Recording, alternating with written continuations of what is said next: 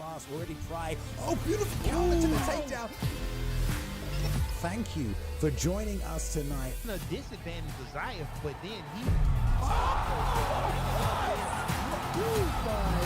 A little too much on Trixie. Nice shooting, good turning.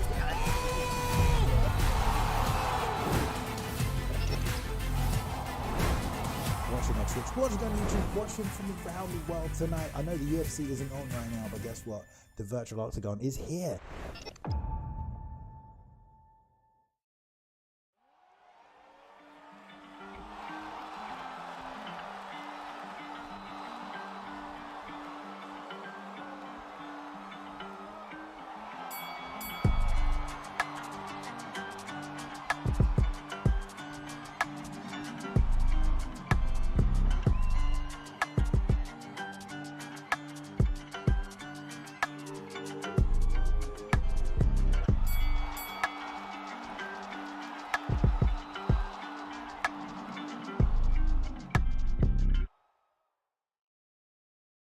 What is up, virtual fight fans? Welcome back once again to the Esports Fight League, the ESFL Undisputed 2 card this evening. Welcome. Happy Sunday, everyone who's spending their time here, the morning, the afternoon, wherever you are in the world. I am back once again.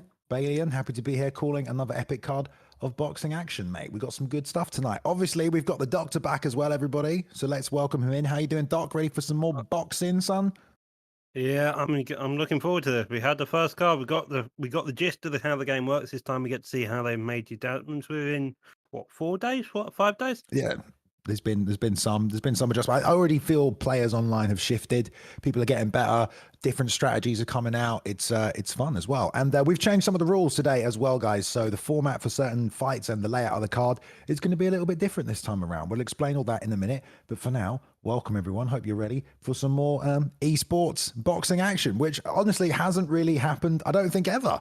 You know, Fight Night, I don't think they ever really got to the esports level. So it's nice to see the boxing fans out there are getting catered to alongside the MMA fans. And what do you think so far, Doc? Based on just the one show we've done, do you think there's like a burgeoning market for this alongside the UFC games? Yeah, definitely. You can feel the competitive nature already. It's got potential. The game's getting there with the support, especially on the dev side, to make sure the game's supported. You're looking to either be alongside UFC, maybe in higher in some cases. Yeah, exactly. Oh, strong words there. All right, let's take a look at the fight card this evening, guys. We've got some great fights coming up for you tonight. You will enjoy all of them. I guarantee it, mate. I bloody guarantee. All right, first off, kicking us off, we've got Cunning taking on Bone, doing work. Bone got a win last week, so he's currently 1-0. Elite King will then be taking on Game Over Man.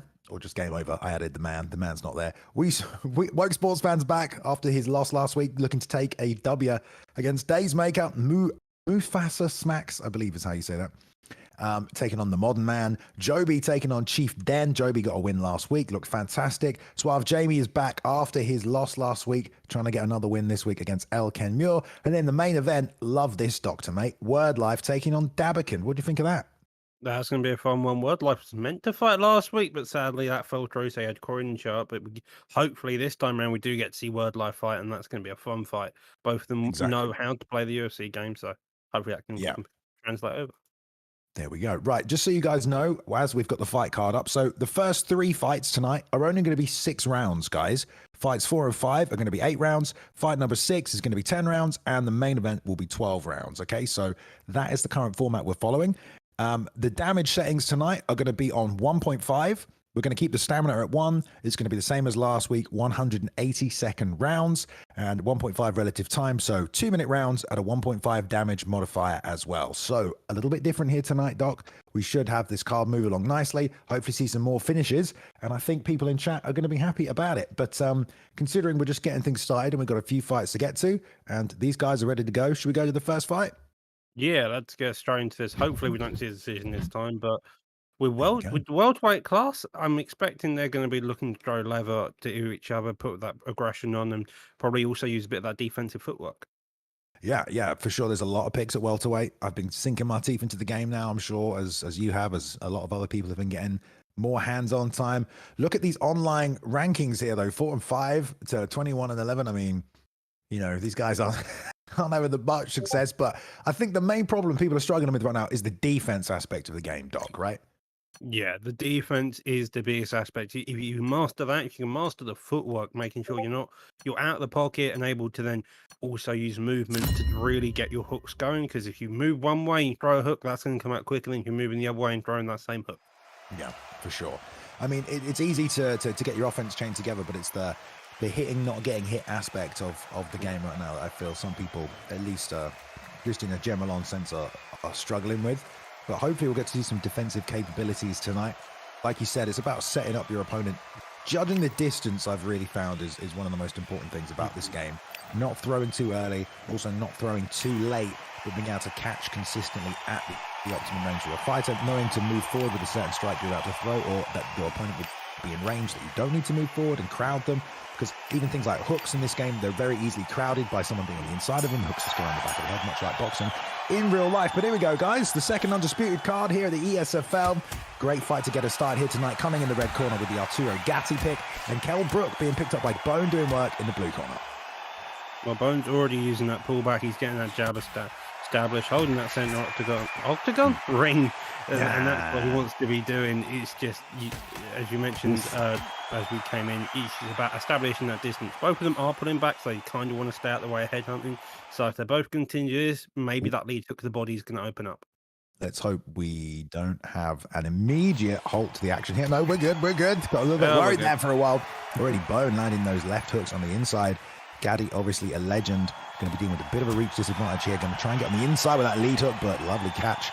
Lead hook return there from Bone doing work, who's 0-1 right now, but at least has some ESFL competition and some esports undisputed under his belt.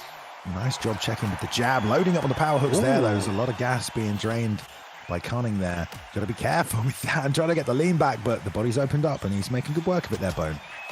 Yeah, Bone's done a fantastic job in making sure that he has derangement on a few occasions. However, Gatti's doing the same thing. He's coming in, landing that uppercut on the inside at one point as well. And so they're both using their fighters fantastically well so far.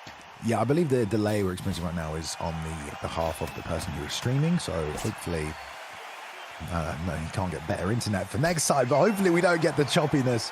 We do know that later on in the card, of course, we've got some guys with good internet, so this won't be a consistent theme throughout. Oh, nice right hand there, short and sweet with the left hook checks. And we're going to see how much the 1.5 damage modifier really starts to influence these fights. Of course, this first fight here is only going to be 6 rounds. The first 3 fights are only going to be 6 rounds. Unfortunately, I'm not sure who is streaming. We'll have to take a note of this. It is Cunning. There we go, yeah. Because they don't ever put spectator mode in these games, do they, Doc? Not for us, eh? No, not for us, never for us. That'd be too easy. It'd be too easy. It would be too easy. A little bit more defensive work on the outside for Cunning. This has been quite an exchange of a first round here. Both guys have landed a couple of power shots with the lead hook predominantly to the head. There's a nice step in jab. Right hand gets kind of pulled there. Not too much of a glancing blow. Kind of an even first round. Also kind of hard for us to keep note of it just because we had those little spikes there. That 1, 2, 3 coming out of the end. It did some damage. Yeah, definitely some damage by the looks of it. Gatti's stamina's fairly high, damage about to 90%. And that's kind of what you expect from the first round. Taking a bit of damage, getting used to your opponent, but then also being able to maintain a high stamina. The head movement by Gatti seems to be the main game plan here. Move his head, come in on the inside, and then try and get something. Kell Brooks, on the other hand, now digging down to that body, and that's going to do damage if he wants to just work that stamina. Yeah, I think anyone who's been playing online will know how effective the body hooks have been right now in the current version of the game. Loads of people are just selectively working the body, and it's so hard to just stop, you can land to the head on your opponent, but if they just keep chopping up the liver, eventually you're going to fall and you're going to lose your stamina for it. A bit of a rough stream here from Cunning. This is the only problem here. Lead it straight. All of this is missing. Good head movement there from Cunning. He's getting tagged a little. He's not committing to any offense yet, but just staying defensive just outside. Yeah, it's Bone playing this very slow game. He knows he has to reach, and as soon as he gets into that pocket, he starts having issues. And so Gatti is doing a good job closing distance, but Bone's also doing this good job at just making sure he's using those long, straight shots here. Yeah. It was great work there from Bone as Cunning was stepping on the inside, planting his feet. Obviously, you can move in all directions and throw strikes. A lot of people still planting and throwing in this game. Obviously, you get a lot of power. There's a nice stiff right, followed up with a left hook. Just tagging up Cunning here, who's really having trouble gauging that distance. Double left hand there after 1-2 and a left hook to the body. This is good from Bone. He's just looping in, finding the shots, counters with the left hook, checks again there, and the pop with the 2. Just gets onto that lead hook. I can see Cunning's trying to work that body, but oh, there's a stiff too as well. You gotta love that. Hands down, walk out. This is good work right now from Bone. I think he's winning this fight. Yeah, it's looking like so. It would help if the stream can stay the consistent pace, but yeah, Bone's keeping this distance, managing each time, then also clipping him. Gets the stun with the damage now. Beautiful Maybe left hook, followed up with the two. Gets it. Yeah, and dropped him. All right. All right, well, let's see if this is getting concluded, because we have word in the back that we might be pulling this one here, Doc. Considering the stream quality isn't the best, you want to get this card started off nicely. Obviously, it is a requirement when you sign up to fight in the ESFL, you have a internet speed of a certain capability. It might just be that Cunning's experiencing. Oh, bad internet today, but he drops him again. Left hook. Oh, it's the end of the round. I wonder what Bone was doing. Had him on the skates there. Perhaps we'll give it one more round here and just see if Bone can't put him out. But that was a lot of damage early. The power of Kelbrook coming through. The lead hook was a weapon of choice there, Doc. Yeah, the lead hook just coming out, pull back on the counter, came through and just got the stun. Bone's ability to follow up on that point, which has been a bit of a difficulty within this game. See a person to get on his pedal and bite backwards very quickly, and Bones managed to use that to his advantage as well. Coming back with another lead hook. There's another right hand as well, taps it straight. Good stuff from Bone doing work. I feel like Cunning's just walking into these shots. Maybe throw a jab. I mean, it is one of those things, in any combat sports game, you got to kind of change the rhythm of the fight, either by getting your opponent to chase you or annoying them enough that they start taking a step forward. Because right now it's just Cunning running at Bone, and Bone is just tagging him at the end of his range every single time. It's great work from Bone. Another shot to the liver there as well. Pulls out, jab, right hand again, left hook, right hand again. I mean, Bone here has definitely been working on his game since we last saw him earlier on in the week, trying to get a first win here in the ESFL. And look at these bull counter slides. We might see that a lot. UFC yeah, I feel like it's going to be one of the things that's looking more and more like UFC 4 in some cases, just having to pull back and pullbacks and pullbacks. And now digging down to that body, the uppercut also clipping. I would like to see Bone go back to that lead hook, start using maybe a straight lead hook, get that more sell-ups, because that's how we got the first knockdown. Yeah, good work right here as well. Once again, Bone not even forcing it, knows exactly where his range is. Cunning's just kind of hanging right on the end of it. There, gets two hooks in himself, and a nice left hook there from Cunning. That's a bit more damage with a need to land. But that quick snappy jab. I like how Bone just touches just to see what the reaction is, and then waits for the head movement to try and get the counter. Here we have some more lag coming out from the broadcast of Cunning. Right hand, left hook again there. Nice work from Bone. Oof. Still hunting for that kill shot. No, but hooks there. Another hook also lands again. The uppercuts, though, are coming in nicely. It's just got a time and just a slight bit there. Both of them are just trading that shot as much as they can. Counter jab also coming out. Again, it just seems like Kell Brooks has that bit more distance. Right, okay. Well, we've just been informed in the back that we are going to pull that fight there because Cunning's internet is, well, not the best. Let's just say that for the sake of being rude.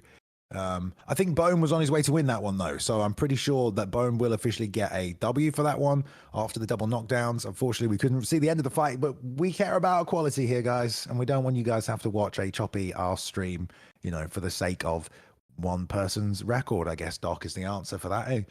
Yeah, sometimes it's the case, as you mentioned, you sign up to compete, you expect some type of quality. If you can't manage that, then sadly that's the case. A lot of the time you feel more sorry for the guy who's winning the fight, who's not streaming, because he's the one who realised, okay, he's streaming, isn't me, I've told this.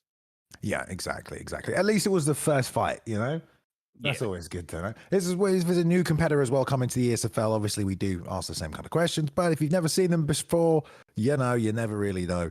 But we do check these things. There we go. Anyway, right. Well, that was the first fight of the night. So, Bone going to get a W for that one after losing to Job last week. I think he definitely looks a lot better in that fight as well. Real snappy with Kelbrook on the outside. Also nice to see some different picks here tonight as well, Doc.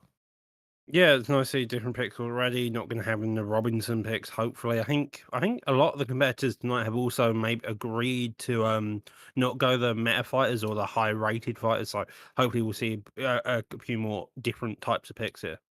Yeah, for sure. There we go. For those of you who didn't know tonight, I'll just say one more time. The first 3 fights tonight are going to be 6 rounds. Fights 4 and 5 are going to be 8 rounds. Fight 6 is going to be 10 rounds, and the main event will be 12 rounds here tonight. So we're going to pace the card a little better here this evening, I think, plus the 1.5 damage modifier. We're just trying out a few different formats for your viewing pleasure. All right. We've got a bunch of great fights still to come. I believe Fight number 2 is ready to go right here. Looks like they are in the lobby, ready to ready up. So let's jump on over to it. We have 2 people making their debut. The UFC 4 vet, Elite King, coming over against Game Over here as well. Yeah, this time around, again in the welterweight division, a lot of picks, a lot of multiple choices, also a lot of low-rated fighters. So hopefully we're going to see someone more towards that end. Hopefully we don't see a Canelo, maybe a Roy Jones. Yeah, we will see. I do like the record on Game Over, 47-10. That is pretty impressive, just considering that we talked about the defense at this point in time. You know, some decisions don't always go your way, but 47-10 is a pretty damn good record, I'd say, for this game in the state that it's in. At the very least, you know, he's got in over like 60 fights as well. So, yeah, we'll see what either man picks. Elite King, we know, is elite from his days in UFC 4.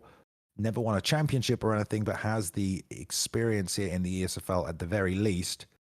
We'll see who they pick up here.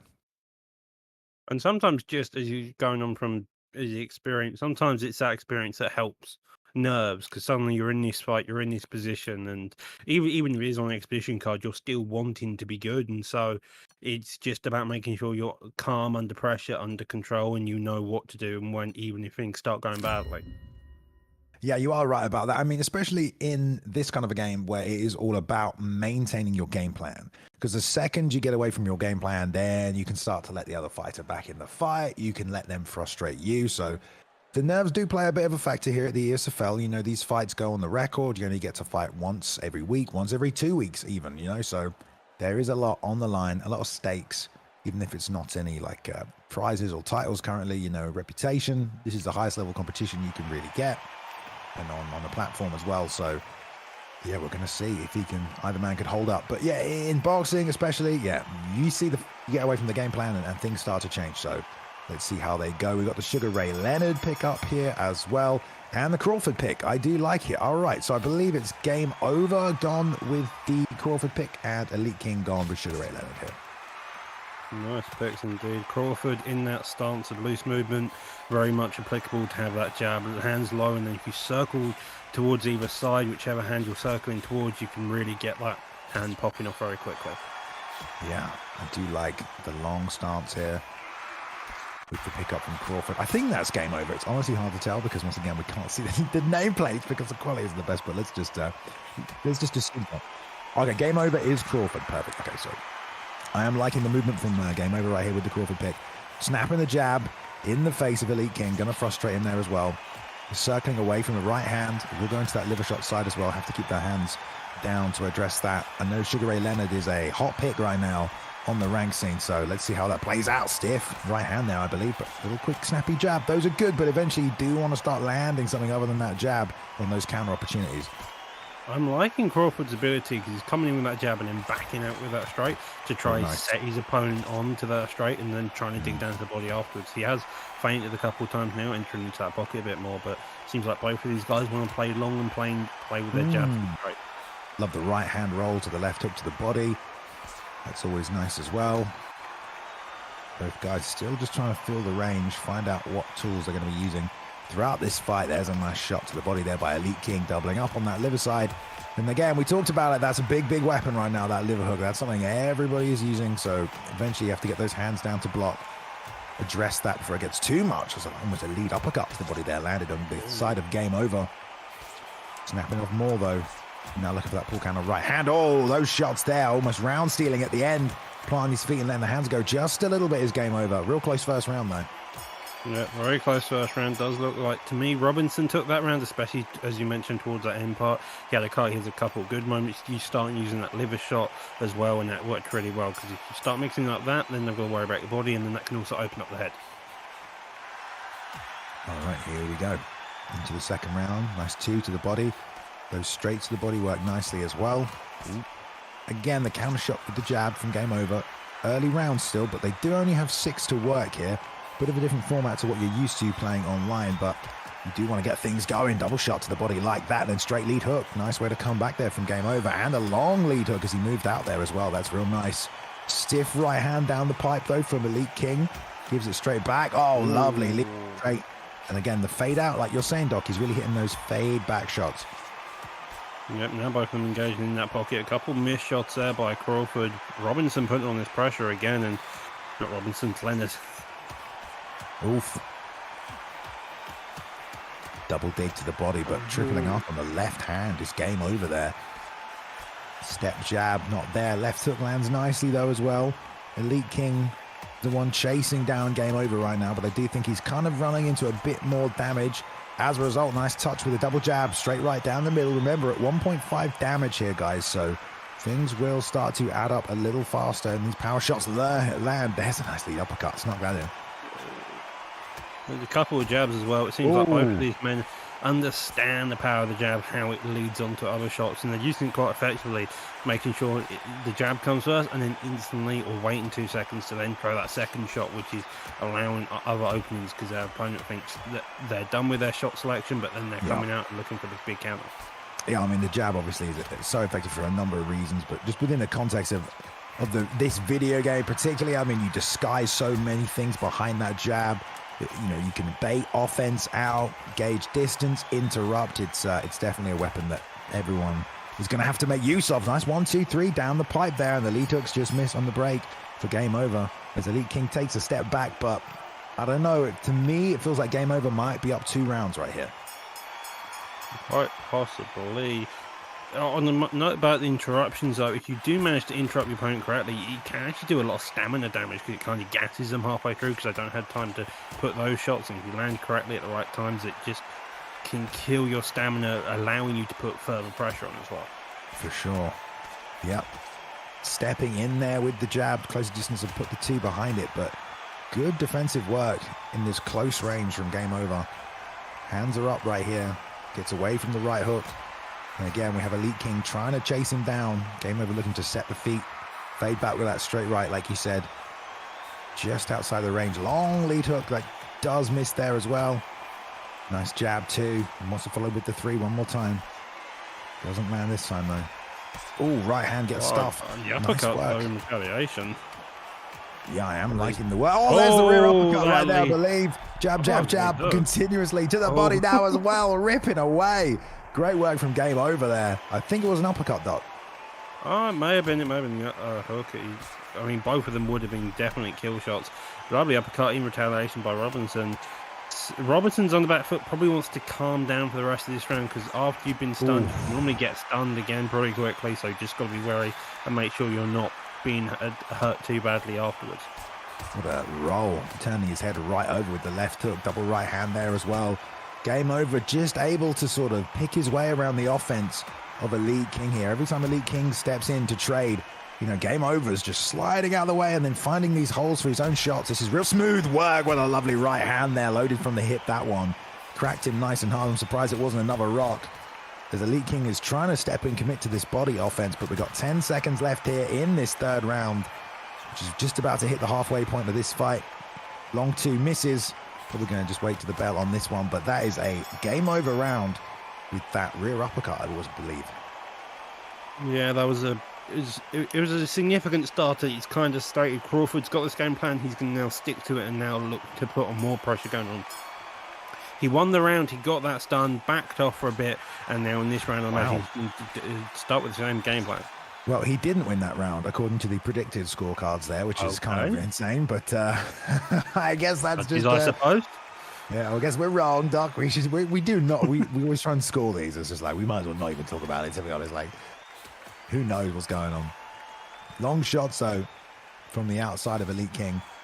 Definitely gauging the range a lot better now. He's not getting stuffed. Getting those shots. And that's one thing I think a lot of players just don't even think about. Just look at the frame of your fighter. Where is the end of the jab? Where is the optimum connection point? Fight from there. Don't fight as close as you can. Get right on the edge of your range to maximize it. And that is what we're seeing here in this round from Elite King, Doc. He is right on the edge of that range. Yeah, just get that jab started, poke it, and then follow up with another shot once you realise your opponent's going to walk you, because he's going to get frustrated being at the end of your range and not being able to hit you just because you keep interrupting him. That was beautiful work right there. Lead uppercut on the inside, then just doubled the jab with the 2 behind it, and game over. And again, now he's a little too close, and he's trying to crowd game over, which, you know, might work in his own sense. You know, there are different shots you can land from there, but if you ask me, he's doing much better work when he's on the outside there. Oh, eats a left hook though as a result. There's another left hook as well. Game over, just looking to snipe him out. Time the one shot. Feels like Elite King's just trying to fluster. Put combinations together, hoping something lands. At the end of it, there's a miss on the 2. Lead hook to the body, lands a little there. There's a nice snappy one that got through. But game if Leonard still can moving kind back. of, if Leonard can kind of put him in a corner, 'cause he's having a good job on engagements inside the pocket, and Ooh. how Crawford is catching a lot of time. He's just out this long as he comes into the pocket. If he can get into the Ooh. pocket, stay in the pocket, like those engagements aren't doing him any favors. That was nice work there, that round from Elite King. I really like that. I think he looked, considering he got rocked the round before, looked real good that round. Landed a lot of combinations. Lead hook was working for him, making the jab work as well. And again, stepping through with it, looking to pull a little. Nice work too. Return to the body though from game over. He's just looking for his opportunities still. Ooh. Hey, 1-2 they exchange. Oh, there's that power right. Love to plant and step through with the cross when your opponent moves in, and the long lead hook again that was working for game over in the early rounds. See if you can get that power working on the inside with that uppercut, that short right hand that rocked him. Ooh. There it is, right there. That's big damage, and the left hook behind it, and the little pot shots as well. But Elite King is still stepping forward. I'm surprised Leonard hasn't been rocked again with how cleanly some of these shots are landed by Crawford. That straight, the lead, the straight, the jab, and the lead hook. Those three shots mixed in with each other have been a real difficulty for Leonard to block here. For sure. Ooh, step jab from game.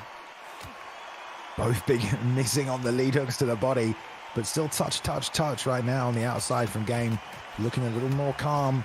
Elite King looking to force the action. Lead uppercut lands right there, but the 2 gets through as well. And there's a nice lead hook.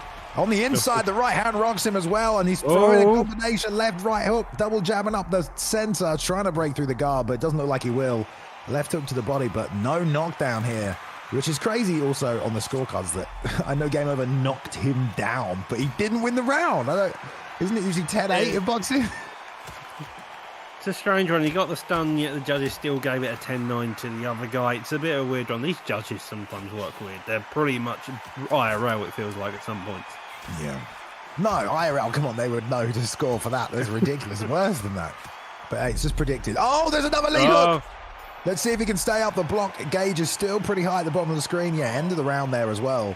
But what a way to come back from Elite King after getting rocked in that 3rd round. Comes back 2 rocks apiece. This one doesn't put game over down, but this is the 6th and final round right now. All for the taking, I feel, on both levels.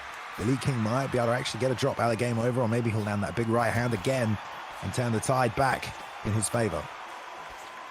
Yeah, if Crawford can get that jab and that straight going a bit more, let Leonard walk into it and then maybe try a power straight down the middle as Leonard comes forward, that may be his best opportunity to get a drop here, you would hope. But for Leonard, it's more about making sure he's in that pocket, getting the right exchanges, and then really finding the counter shots on the inside.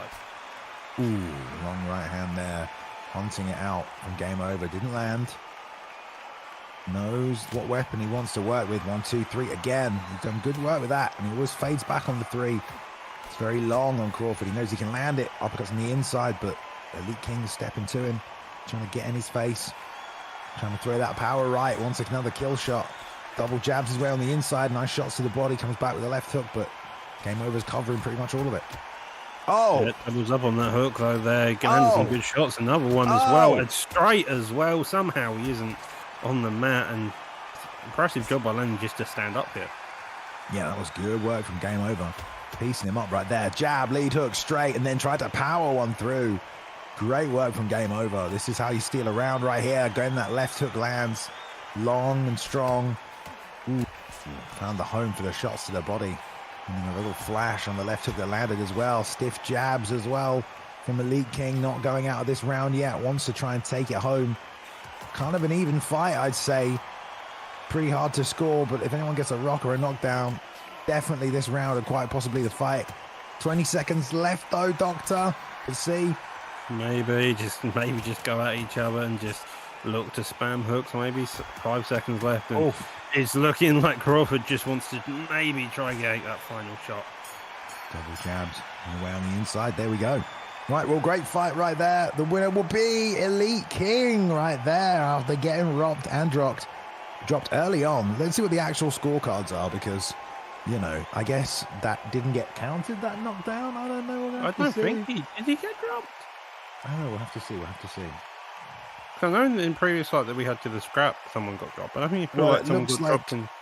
Two judges gave that second round to Crawford, which is when he did get the knockdown. I swear it was a knockdown. I remember seeing. No, actually, maybe it wasn't a knockdown. It was just a stun. I'm imagining the sticks showing on the screen, but I think that was from the first fight, Doc. I think. Yeah. Think about that. It's from the first fight. Either way, unanimous decision right there for Elite King. You know, I thought Crawford was picking his way around Elite King quite effectively, but I think in terms of shots landed there, looks like Elite King was just outmaneuvering, outlanding him there as well. And you look at the experience, Elite King was 2-0 in ranked games right there, but it was Game Over who was 47-10. So a bunch more fights under the belt there, at least in the rank mode, but still not able to find an answer to that offense. And Elite King takes a W here. So good on the UFC 4 veteran. No, he played both of them played a good fight. Crawford played a long game, but apparently the judges didn't see it that way. Personally, I thought it went more to Crawford, but the judges are the judges. Yep. Yes, they are indeed. Yeah, I mean, I think some people have had their own complaints about the judges in this game, but I haven't found them to be too bad. I've seen some stuff on Twitter, but that's always a patch that can come through as well. But let's get on to the final of our 6-round fights right here. Looks like we're going to heavyweight. I'm sorry, I'm yawning. Jesus. But that is going to be good for the final fight here for number 3. So it looks like we've got Daysmaker taking on the returning Woke Sports fan who was here last week. Unfortunately, didn't get the W. 0-1 so far, but Daysmaker looks like he's going for Tyson Fury. I like the looks of this. And I want to say that's Deontay Wilder. Looks like that is. What a fight. What a nice cheeky matchup here. I'd love to see this one. 67-11 for Daysmaker. That is an impressive record as well. I like the looks of that.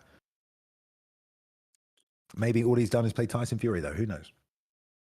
I have had a couple of weird instances with Tyson Fury. Tyson Fury is an interesting character to fight against. Had a couple of just straight spammers. It's a wild time. Ranked is a wild west, it definitely feels like. But hopefully we don't see straight spam in this fight. Yeah, well, you got a lot of people using different tactics out there trying to find what works best for them. You know, maybe there's some people who aren't necessarily boxing fans or aficionados who aren't going to set things up in a traditional sense. They're just going to try and throw whatever they see at you. But let's see if they lock it in here. Woke Sports fan, obviously we saw him last week against Fight Night's Finest. And that was a tough matchup. Fight Night's Finest looked very good in that fight. But apparently Woke Sports fan wants to know the Black Bombers, they are taking over. So there we go. I guess obviously Bronze Bomber is freaking Deontay Wilder. So he's picking him alongside it. So there we go. Not sure if he is going to pick him, apparently. Or maybe I would say that's pretty obvious. Double checking, he's reading through this. Oh, no, he's not. He's just reading through the stats, all the perks, making sure he knows each individual thing, what punches may be the strongest.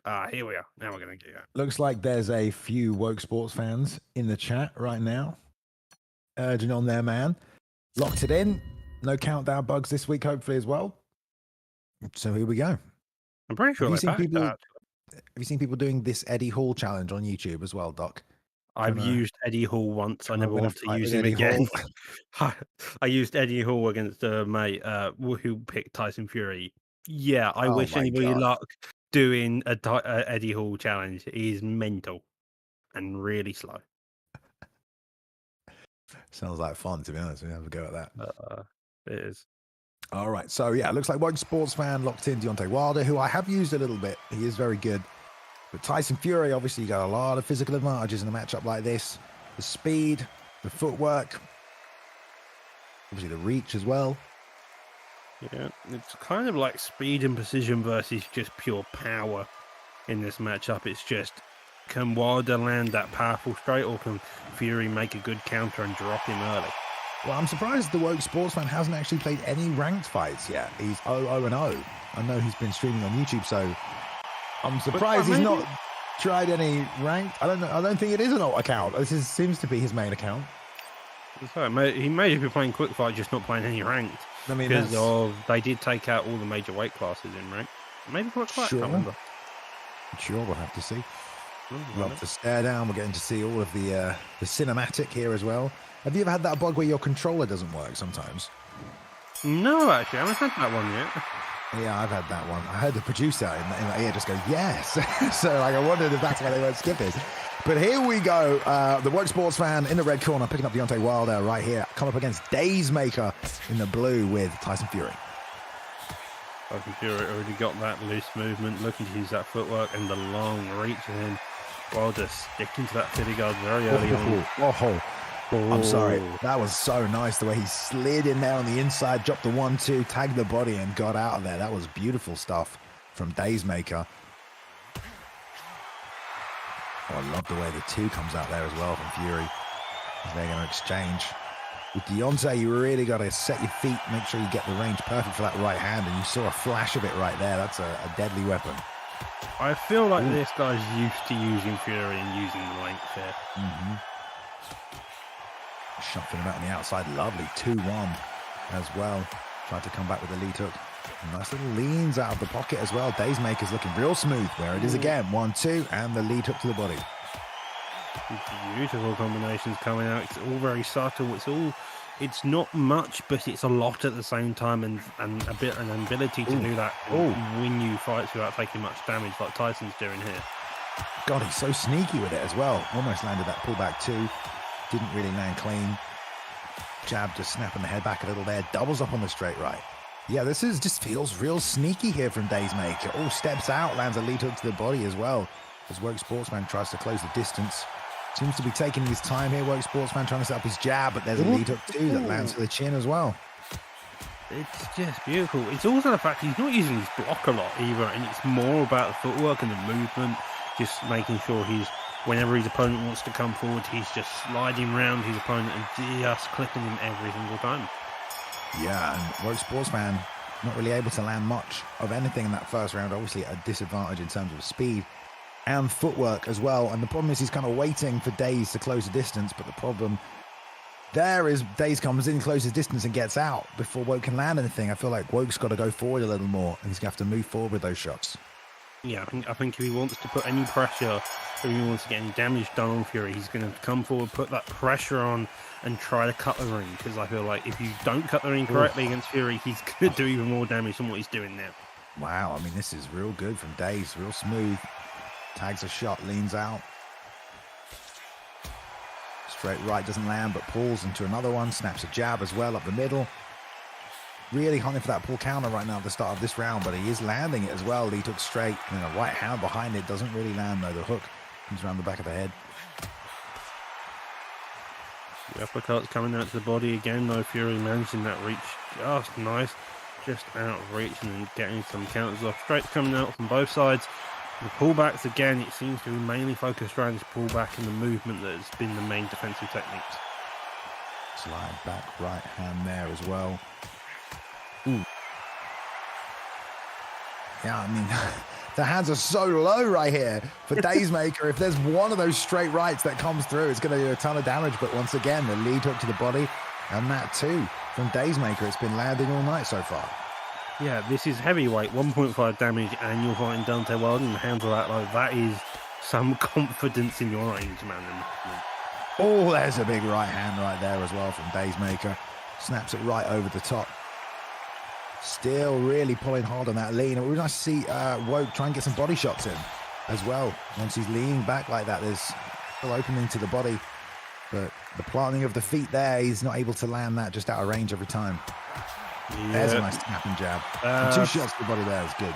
Yeah, that's what I think that's what the corner needs to call for. Just working down to the body instead of the head. It's Fury's got the head movements, keeping himself out of the way for the shots. He can dig a couple power shots to the body, though. I think that's going to be where Wilder really starts to turn the battle of this fight. Nice flash there again. Right at the edge of the bell. 2 rounds down so far. Daysmaker doing very well on the outside there. Doesn't look like he's taken really any damage to any part of his body. 90 and 87 isn't bad for heavyweight after round 2 here with the damage multiplier as well. So we'll see if Woe can kind of change the game plan and try and get some of these right hands involved. Again, Fury controlling the middle of the ring, just letting Wilder on the outside and then having enough room to back off as well, which is allowing him just to control this fight even more. Lead hook to the body, straight right that time as well. Oh, there it is. Just so fast, just so hard to deal with. It's out of nowhere as well, because the hand's so low, you don't expect it to come out so quickly, and it's just there instantly, and then it's gone again. Yeah, the low hands are definitely something that's helping with these shots firing out real quick. There's the 2-1 more down the middle and came back with another one, lead hook behind it. Woke again, really not able to land much of anything. I feel like he needs to come forward a little more, especially when he's exiting the pocket. Chase him down a little, try and get him. I can see him trying to use the right hand right there and load the pull, but Days very, very effective with the footwork here tonight. It's so effective and it's impressive. It's kind of more captivating. It's very hard to commentate on just because he's just doing it so subtly, making sure every technique is in the right place. And this is no offense to Wilder, because Wilder is trying his hardest here to land the shots, but Fury's just got this more capable ability here, it seems. Yeah, and now he's just pouring him. Double straight right there. That was nasty. The second one snapped his head all the way back. And you got to think the damage is starting to add up right now. We might see a rock or something, even here in this third round. Coming over the top of the lead hook, that wasn't bad from Woke Sports Fan. But again, look at the jab just interrupting the offense as well. It's just so snappy. And the pullbacks. There's a straight right, lead hook straight right again. Days just flowing. Right. Yeah, he understands how that strike needs to be used, understands the distance, understands the timing. I think everything about Fury he just gets, and it's really just making this an impressive showcase. And that's going to be the end of the third round right there. Ooh, after the bell there, Doc. You don't need to do him like that. Days, you're already doing quite well in this fight. The Woke Sports fans in the chat must have some concern in their eyes now watching this. Let's see if he can step it up. 3 clear rounds right there for Tyson Fury and, Days Maker. Again, this pullback. Just not really found an answer to the game plan tonight, has Woke Sports fan, has he? No, he hasn't found an answer. Again, that lead hook, the rear hook there, it's looking like Tyson Fury's going to start unleashing more combos. So, nice little taunt there and back on his bicycle circling round. He's trying his damnedest here. The jabs and the strike Wilder coming out, but again, it's just that range management. That strike did nicely kick him there, but no real counter shot. Oof. Both firing the lead hooks to the body, nothing landing. There's that too. There's a nice slide from Woke Sports Fan. I've not really seen him try and really land that power straight right either, or make an attempt to sort of effectively judge the range on it. There's the big winging overhand over the top. And there's the big left as well. The pull just out of range, man. I mean, you got to give credit to Days here in these situations. But look at him slowly walk across the cage. Tyson Fury, a very, very crafty pick in this game, let me tell you. Oh, I mean, I love the footwork there from Woke, right? That was nice, but it just winged by miles. Yeah. Well, Fury's also doing is he isn't really feinting a lot of shots. He's just coming in, waiting just outside the range because he's expecting Wilder to throw instantly, because the way he's throwing a lot of time is he's come in, fired a shot, and then got out again. If Fury just comes forward even slightly, Wilder's coming in, and there you go. The hook there landed. Lovely. What a left hook there. That was a snapping left hook, and then he just put him down with a right hand over the top. Woke Sports Fan going to make his way back to the feet, gets the 5 count. He's going to be up, but that was a thick shot right there. I mean, that was insane. He's got to be careful, though, because Wilder's still going to be hurt, and you can easily get stunned after a knockdown. With 5 seconds left, I think this goes into the favour of Wilder. However, that's going to be a rough round to come back from. Jesus, mate. I mean, that is an accumulation of damage now, inevitably on Woke Sports Fans' Deontay Wilder pick. And Days Maker, I expect to take no prisoners this round. With a left hook, it landed beautifully flush, and he's going to step on the inside as well. Nice little pull there from Woke, but he didn't fire a counter shot. He needs to try and get some offense in the face of Days, try and slow him down. I mean, at this point, it's just about trying to set that right hand up, because you're probably 4 rounds down. You've got to find the knockout. Can he do it is the question. Yeah, the strikes, the hooks. Oh, the body shot there does sadly get missed. It's looking like Fury, he's got a knockdown already. He just knows he can kind of cruise and find openings when he does. He's not forcing any matters, and that's also working well because it's also making Wilder frustrated because you can see here he's just trying to fire some of these shots. He's head movement to try find a counter, but Fury understands it and he's not throwing those shots when he doesn't need to. Yeah, Days again with that left hook to the body, straight right. He's used that consistently all night just to set up that 2 to the head and land it clean. There was the big left hook, the same shot that rocked him in that last round off the pullback, all to the body, and there it is again with a straight right. The Woke is pulling those, but he's not then following up, trying to shovel that rear uppercut to the body in, but it's just missing out of range as well. It's almost like he's tried to play an outside game against an outside fighter, you know, and it's unfortunately not worked well for him. Although when he has closed the distance like this, he's just getting interrupted by these 2s and these hooks. There's another left hook. Just great skill on display from Daysmaker tonight, I think, more than anything. Yeah, it really is great skill. It's the understanding of the game mechanics that has worked really well in his favour. It's loose movement, using that footwork, understand loose movement. It's been making a bit looser in all regards, and so he's able just to back off when needed, come forward when needed, and that use of, in general, he's just had massive success of how he's been able to land punches and also not get hit. Long 2 flying out there, winding the hammer up right there as well. But we got one more round, and it looks like Daysmaker is probably going to take this unless we see some crazy stuff. Oh no, we've got 2 more rounds. Excuse me, this is, no, I can't tell actually. I think this is 6 of 6 though, but we're going to need to see something crazy from Woke Sports Fan. Got to find a home for that right hand. That's a nice body shot that lands right there. But the damage that's been done to Tyson Fury is pretty minimal at this point. Yeah, he's just...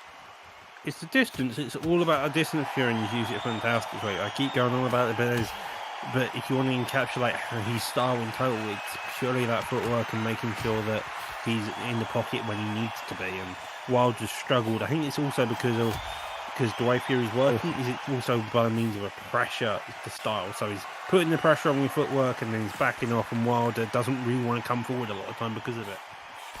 Yeah, true. There again, he misses there as well. I mean, he's trying to come forward and land these shots now, but I mean, he just can't seem to find Days anywhere tonight. Another little pull out there, steps in with a 2 that landed clean. Wasn't a lot of power behind it, but just let him know again. I can hit you can't hit me. Another little pull out the way. Lead up to the body, misses as the 2 came out again. That almost connected flush. There's a right hand that lands slightly there, and look at the left head damage flash in the bottom right for Days. So if he can get that right hand going, he can definitely do some damage this round. Woke Sports Fan's got a minute though. He kind of needs to just go for it, try and set it up and land as much as he can. Another cross coming over the top there as well. Fury knows that he can just cruise for the rest of this, so that's what he's doing. He's been on the back foot, poking and prodding when needs to get Wilder to back off, but he's happy just to ride this one out. Yeah, it looks like just having a little trot backwards, fading out, and just also letting him know you can't hit me even if I don't want you to. You know what I mean? Like, he's not even having to do anything right now, and Woke Sports Fan can't find him at all. There's a stiff 2 as well. And I feel like he could have fought the whole fight like this if he wanted to. There you go. Give it a shuffle at the end. And there you have it. Your winner, the Gypsy King, Daysmaker, getting his first win here at the ESFL Undisputed Series. That's a pretty impressive win. Unfortunately, Woke now falls to 0-2. I mean, tough matchup. We saw it on paper. You know, if you're going to counterpick anyone, all 6 rounds there from every single judge. There's a 10-8 there in the middle, 60-53. It doesn't get much more convincing than that, unfortunately, there. Yeah, it was just that distance management, range management, right shot timing. It was basically the science of boxing pulled off there. If you want to see how the box, I think that was a pretty good example of it. Yeah, only 35% of the strikes landed there, unfortunately, for Woke Sports Fan. Some damage on both sides of the head. Unfortunately, wasn't really able to do much to Tyson. The 1 knockdown there as well. Great win. There we go. Great win for Daysmaker. Moves to 1-0, Doc. I mean, probably the performance of the night so far, wouldn't you say? Yeah, definitely performance of the night there. All right, good stuff. All right. Well, we still have, let's see, 4 more fights coming up for you. Moving a little swifter through this card this evening, although we're coming up on an hour already. But I like the pace of this so far. 6 rounds seems like enough time, you know, to get a feel out of both fighters. I don't feel like it's even that bad of a time frame, 6 rounds for these early fights, especially you know, sometimes some of the early fights, you know, I don't want to say the skill level's not as high or anything like that, but if they play a little safer, then the fights can drag a little. You know, 10 rounds is a long time for people to be boxing for. But we do have a bunch of fights still coming up. So next up, we've got the Modern Man taking on Mufasak Smacks. Okay, say that, dog. Say that name. Mufasak Smacks. Yeah, I know, right? It's a hell of a name to have. I've got to admit. There we go. I've seen some names. I haven't seen that one before. Yeah, it's going to be at welterweight. And now these next 2 fights, guys, these are going to be 8 rounds, these next 2 fights, all right? And then the main event is going to be 12. Co-main will be 10. So 8 rounds. We're going back to welterweight.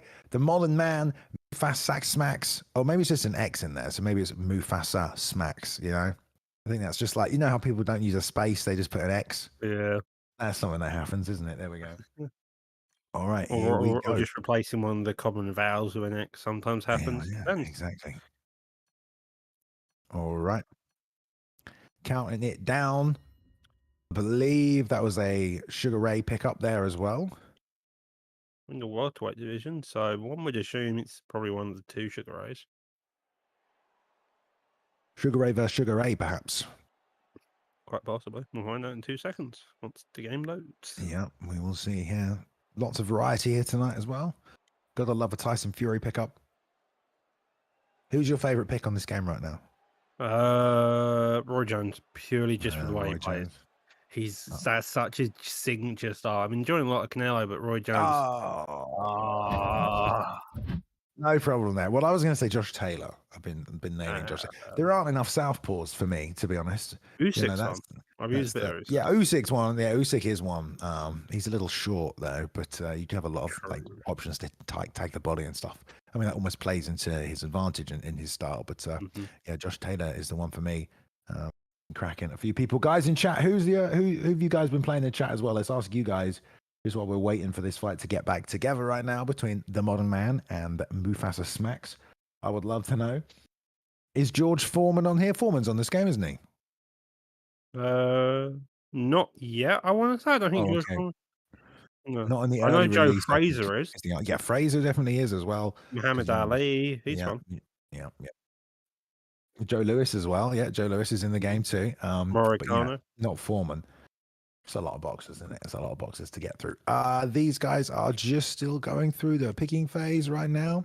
I believe we will get a Ray Robinson from the Modern Man. Ali, Roy Jones, Canelo. Canelo's a lot of fun in this game as well. Beat a Roy Jones with Froch. Yeah, well, he's all right, isn't he? Mickey Ward. Mickey Ward's pretty goddamn good. Get that left hook going. That's good stuff there, Reaper, but no Mickey Ward picks tonight. Predictions on the main event. Oh, the predictions on the main event. We can do that, sure. Well, it is between WordLife and Dabiken. Dabiken, we know, is an elite striker in UFC 4, and he's also got to the final of ESFL Live, right? He got to the final 4. So, I mean, lots of experience. WordLife, I mean, and a vet as well in itself. I'm probably going to lean towards Dabiken personally, but I guess we'll see how it plays out. I would go for the different approach. I'm going to lean more towards WordLife. He's typically a much more boxing heavy approach, part of that B3 camp. He knows the stand-up game through and through. So take out the grappling aspect on the boxing game, probably I'm going to lean towards him. All right. Well, I am biased towards Dabakin because I gave him an ESFL Live T-shirt, you know, because they were saying, just saw him in the lobby at the hotel on the last day. I was like, there you go, mate, you can have that. And he seemed very chuffed with it, so... I was going to wear that tonight. I found it. The ESFL Live. All right, here we go, though. Round 1 between the Modern Man taking Sugar Ray Robinson in the red corner and Sugar Ray Leonard. Like we said, the Sugar Ray matchup here with Mufasa Smack. So we'll see which Sugar Ray comes out on top in this little 8-round bout we've got going on. That jab's already getting established by Leonard. Sorry, I was trying to read the names. Who's who? That's Mufasa Smacks. Mufasa. Or Mufasa or Smacks is all good as well. More of a hands down style from Mufasa, of course, here. Modern Man keeping that tight guard, excuse me. Nice and high. Both really taking their time here. Looks like Modern Man doesn't really want to walk into range. Taking his time there, A but lot loading of on lead left hooks. hook. Yeah. Yeah, a lot of left hooks coming out there. One man, I think he's just trying to get a feeling, maybe figure out what the timing is so he can start to come inside that pocket. It's looking like Mufasa wants to play this long game and just unleash when he can, when he gets in range, whilst Modern Man wants to get on that inside. He spammed those freaking uppercuts right there. He landed like 3 of them in quick succession. Loading up to the body, Modern Man definitely trying to get those hooks firing. You can see Mufasa being a little bit more tentative, just trying to reach with the jab, see if Modern Man's going to step forward before throwing the combination behind it. And yeah, Modern Man looks like he's got a bit of a game plan here. No rush from him tonight so far. Trying to step through those lead hooks to the body, but yeah, Mufasa's firing back. Ooh. No strides. It just seems like Lennox understands this reach a bit more, understanding that he can't just throw this same single shot over and over again, and the use of the movement is giving him the benefit here as well. Oh man, that was some nice body work right there, but good job by Modern Man, who circled back inside the cage and put left hooks behind it as well. So again, kind of a close round. Mufasa obviously, yeah, a bit more flowy, a bit more dynamic, like you said, fighting on the outside, but I do think Modern Man still landed a bunch of left hooks across that round. All right, here we go. Round 2. 8 rounds here for the next 2 fights, guys. ESFL Undisputed 2. The second card here for the boxing game. Supporting. Oh, that's a nice left hook. Double straight right as well. Wasted no time. Getting that going behind it for Mufasa. Big right hook, though, behind that for Modern Man. Yeah, definitely seems like Mufasa's got the more abilities, more agile, and he's able to adapt to these. Whilst Modern Man's only real ability currently seems to be digging down. I say that, and Mufasa does the same thing, digging down to that body over and over again. Yeah, he does indeed. Big left hook up top, though, as well. Yeah, you can tell Modern Man's just trying to really get those hooks going and block. Not really seen a jab from him yet. Just left hooks and twos and right hand there, but that missed. Mufasa trying to surf his way around this plodding offense. There is some body blocks coming out from the Modern Man, but he's definitely not moving his feet anywhere near as much as Mufasa. He's just trying to get some shots off there again. Lovely little counter shots to the body as well. The jab getting established, so on the range. We've seen a lot of like the jab and then the pullback. It looks like a lot of them are just trying to look for the big counter shot. Yeah, I mean, Mufasa's feeling himself. He's taunting already. Modern Man just unrelenting in this standard approach. Left hooks to the body, doubled up there, went 2 to the head as well, which was nice work. Mufasa just out of reach there with a long lead hook. Both men kind of circle.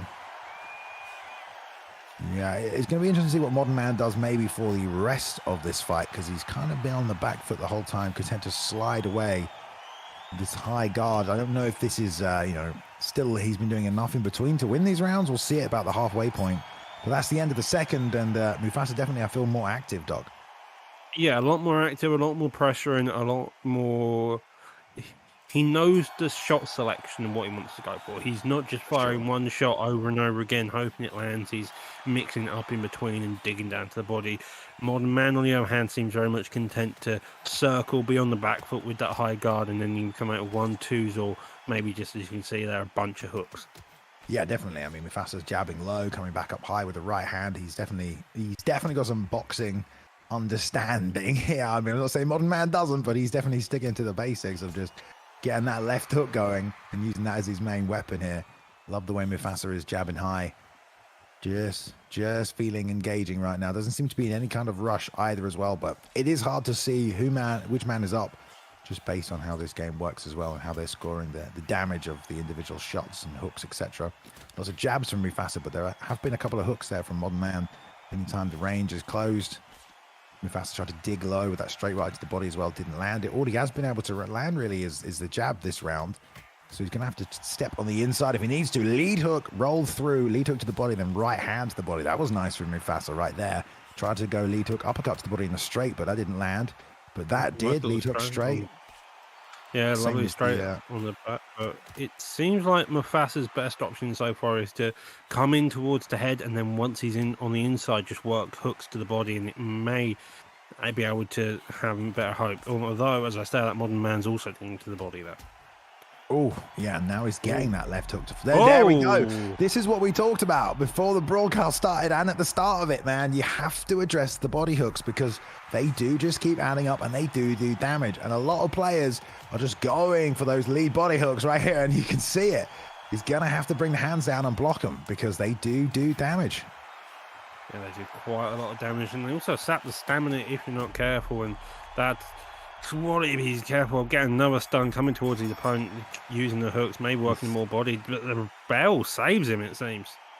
Yeah, the bell saved him right there as well from a potential knockdown opportunity, and they've given all 3 rounds to Sugar Ray Robinson. This is what we're talking about. You know, Mufasa standing around, landing the jabs, mixing up the tactics, but it's not winning him the fight, you know, because of the hooks that have been landed from Modern Man. He hasn't landed anywhere near as many shots, but they are hooks and they are doing damage, and that's all he's been relying on, and that's all he's had to rely on. Mufasa's going to have to try and mix things up here because clearly his outside game plan has not been working for him. Yeah, well, Mufasa also decided to come out with the body shots of his own in the beginning of that round, but again, lead hooks, and rear hooks coming out, ballistics for Modern Man. Yeah, and that's another thing, you know, there's not many ways to counter that lead hook. You know, we talked about, you know, uppercuts. They do land and they will counter it, but, you know, the timing and the window you've got to land an uppercut when someone's trying to body hook you is pretty small. And if they let that hook go before you let the uppercut go, they'll just interrupt you every time. So you got to get the hands down, try and block counter, try and step out, you know, and find a little, like, I guess just like a step counter if you pull back slightly. Mufasa going back to this jab right here. Nice lead hook from Mufasa as well.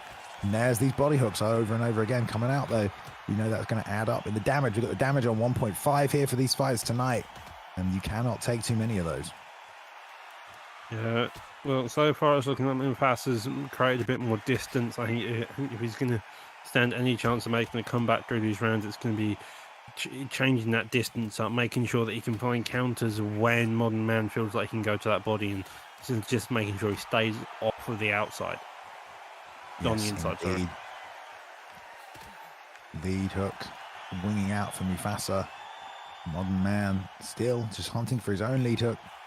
Going to rip the body, I'm sure. There it is again. Wasting no time with that. And it does just seem that since Mufasa has seen the scorecards that he's just kind of, I don't know, slowing a little bit even further here. What would you suggest, Doc? It's difficult because Mufasa's definitely have the more technical battle, but Modern Man's understands the way this game works currently, and that's just dig it to the body, do that lot of damage. When 2 stuns already under the belt, it's going to be very difficult. I feel like if you're Mufasa, you've got to possibly get that jab and straight on the go. You want to be out of the hook range, out of that body and inside range, because otherwise he's going to keep doing that and keep winning these rounds.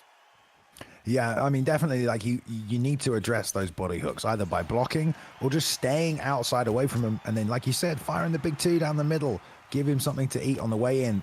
The problem is Modern Man is just walking forward with his hands up, you know, and any shots that are coming down the middle are just not getting around that guard. And then once you've planted to throw, he's just banging hooks to the body. So you got to get those feet moving. At this point, though, if you're 4 rounds down, potentially, I mean, it's going to be tough to find your way back into this fight. You're going to need to get some big damage off and at least try and load in some power shots. But again, here, just caught with his feet planted, and Modern Man's just banging the body, just taking advantage of it.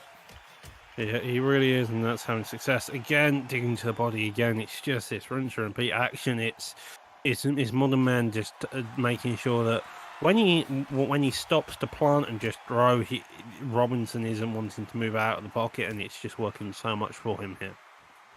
Another shot to the body. There's a nice 2 that stuffed him there from stepping on the inside, and now going to his own hooks to the body. Both men letting it go.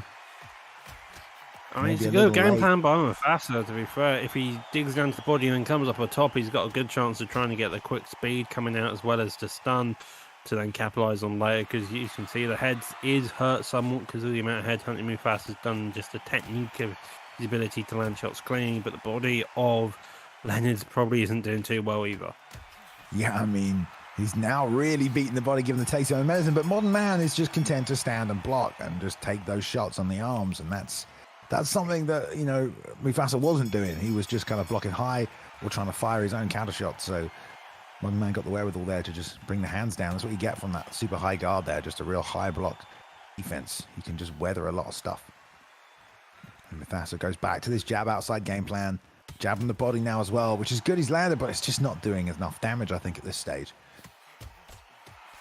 Oh, there's good it's damage. Down to right that body. there. It's looking like Mufasa's gone, okay, I've had a lot of damage to take and time to give back in full, and he's having that success. Oh. But again, Modern Man is doing the same plan he's stuck to for this entire thing.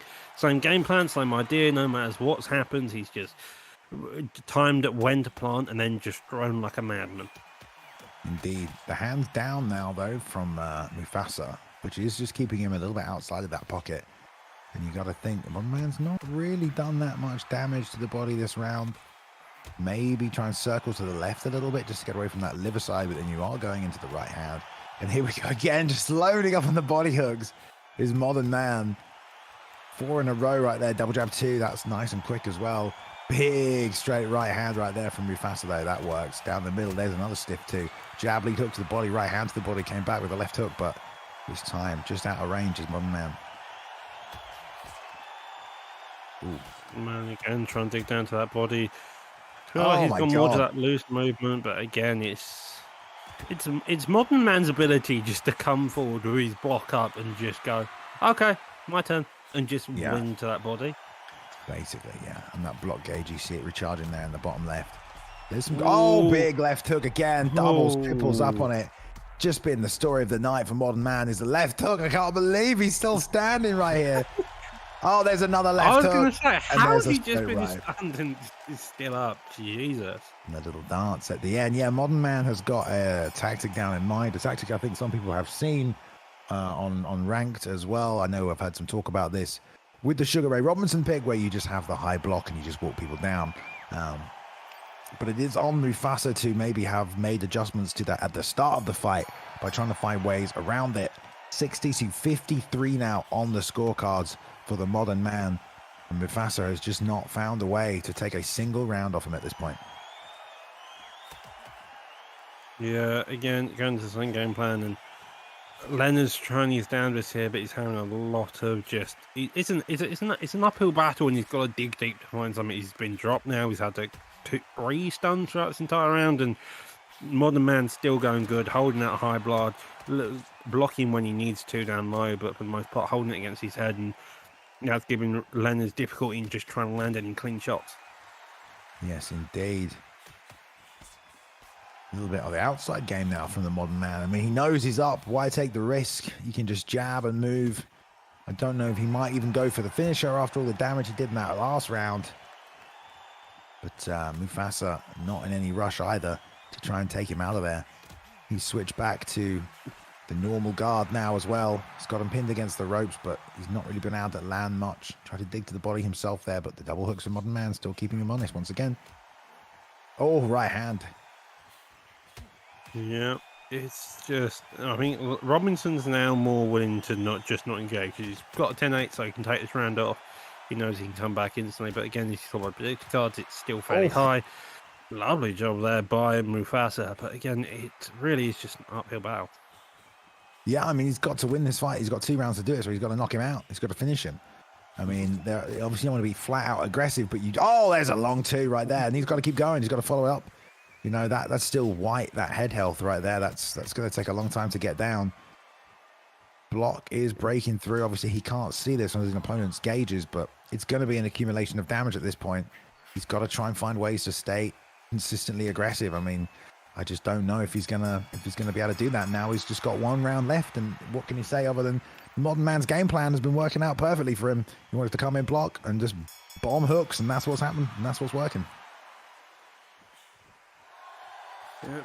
Well, so far, again, engaging within the boxing, but again, it seems like the inside is where Robinson wants to be. Mufasa's now just trying to stay in front of his opponent to get this aggression off. He's only got a round or so left to do this in, but it's a struggle because of the way Modern Man's played this. He's worked that body, most likely sat the stamina. We can't see it, but you got to imagine that's also a lot lower than Robinson's currently. Oh, and there it is again. Oh. And he's going to go down. All these body hooks are coming in.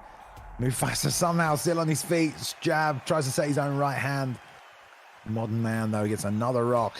Probably coming in for the kill in the final round here as well. Doesn't seem to be a reason not to.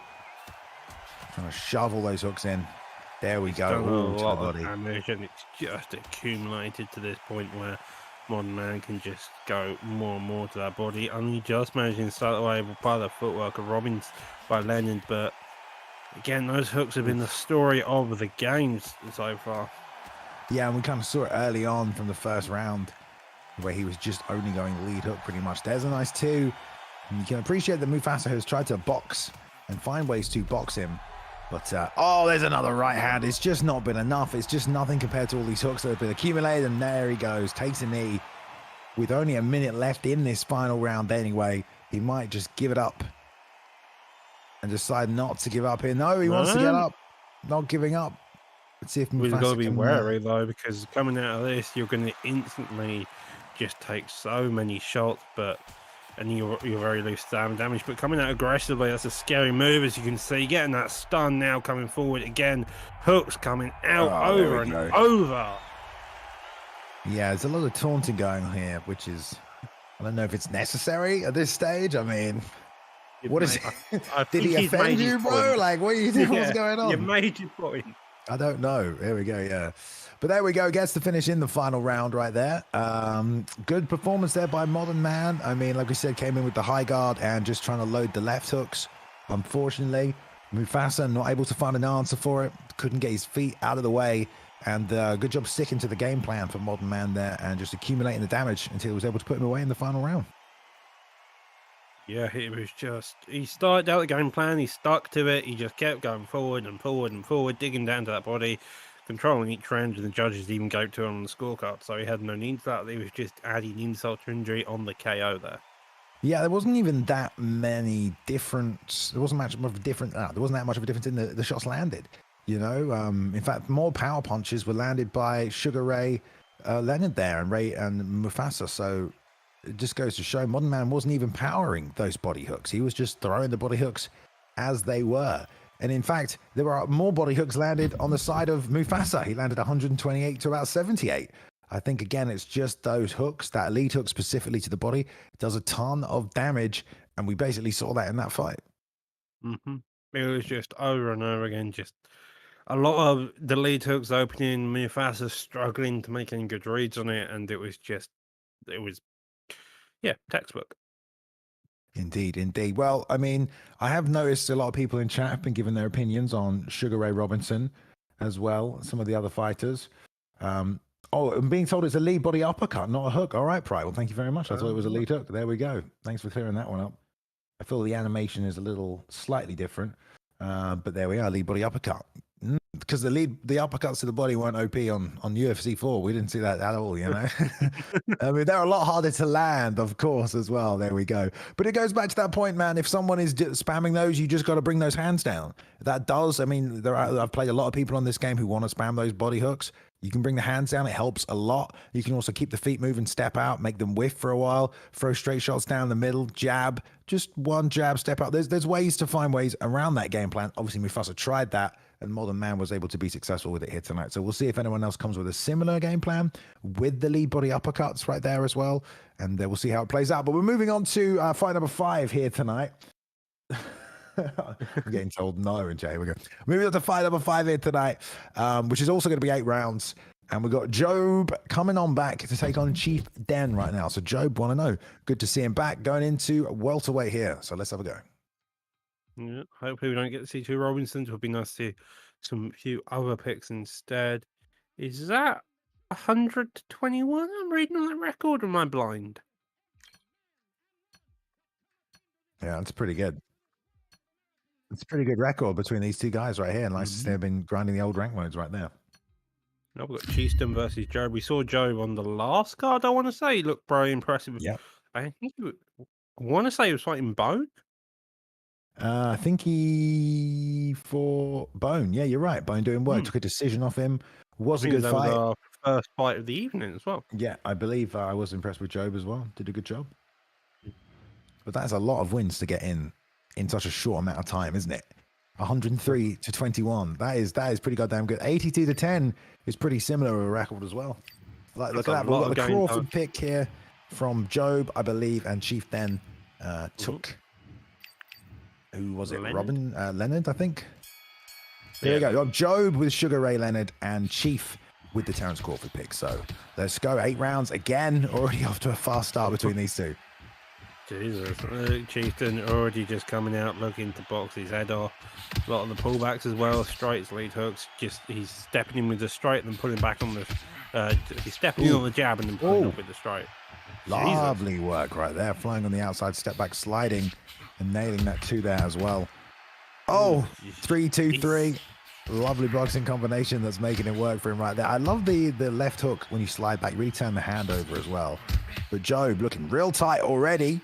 To be fair to Chief, he's trying to close the distance, keep the head moving. Find his counters. Nice lead uppercut right there as well. Reach for the lead hook, but Job just says no, gave it back to him. Hands down low for Job as well tonight. Is Job Leonard? I thought Job. Yeah, Job is Leonard. Yeah, Job is Leonard. Oh, okay. That makes me sense. Just did a little look away and ate 2 left hooks as a result of it right there. Pulls to the right though, comes back with a 2. Nice stiff jab as well. Love the way he's slipping to the outside of that jab and banging him with the 2. That's big damage right there, Doc. That is some massive damage. Oh, step slide into the left hook. Sorry, that was beautiful. He is just having the time of his life here, managing that distance perfectly, the jab and then the straight. As he comes back, it looks clean and he's fluid as all hell. He understands what he's doing. He knows that range. It's kind of reminding me of how we saw the Tyson Fury earlier. Jesus! Oh, Job showing off here tonight, mate. This is some beautiful work from Job. Great head movement from this man. Lovely low to the body with the left hook. Came back with a 2 up top as well. Lots of pressure from Chief trying to track him down. Lead hook over the top. There's the uppercut there as well. Double jab and eats the lead hook as well. 3-2-3. And another 3-2-3 and another 3-2-3, man. He's just letting him go. He's letting him go. As soon as Cheeston lets go of that block, comes forward, he is getting clipped every single time so far. I mean, that's a lot of damage taken by the looks of it. What? That's about a 95 to 8% there. Just looking down there, can't see the numbers exactly. But to be fair to Chieftain, that's a lot of damage with so little shots fully landed, it seems.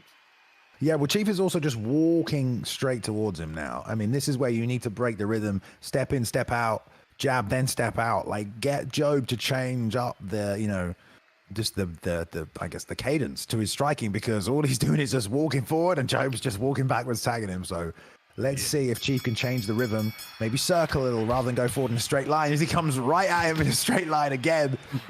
Still just trying to walk him down. There's a nice shot to the body, though. Good work there by Chief. Now crowding that lead hook, trying to get the pull counter off, but Job letting him have it, circling out himself. And again, that lead hook slide back straight. It's working out for him.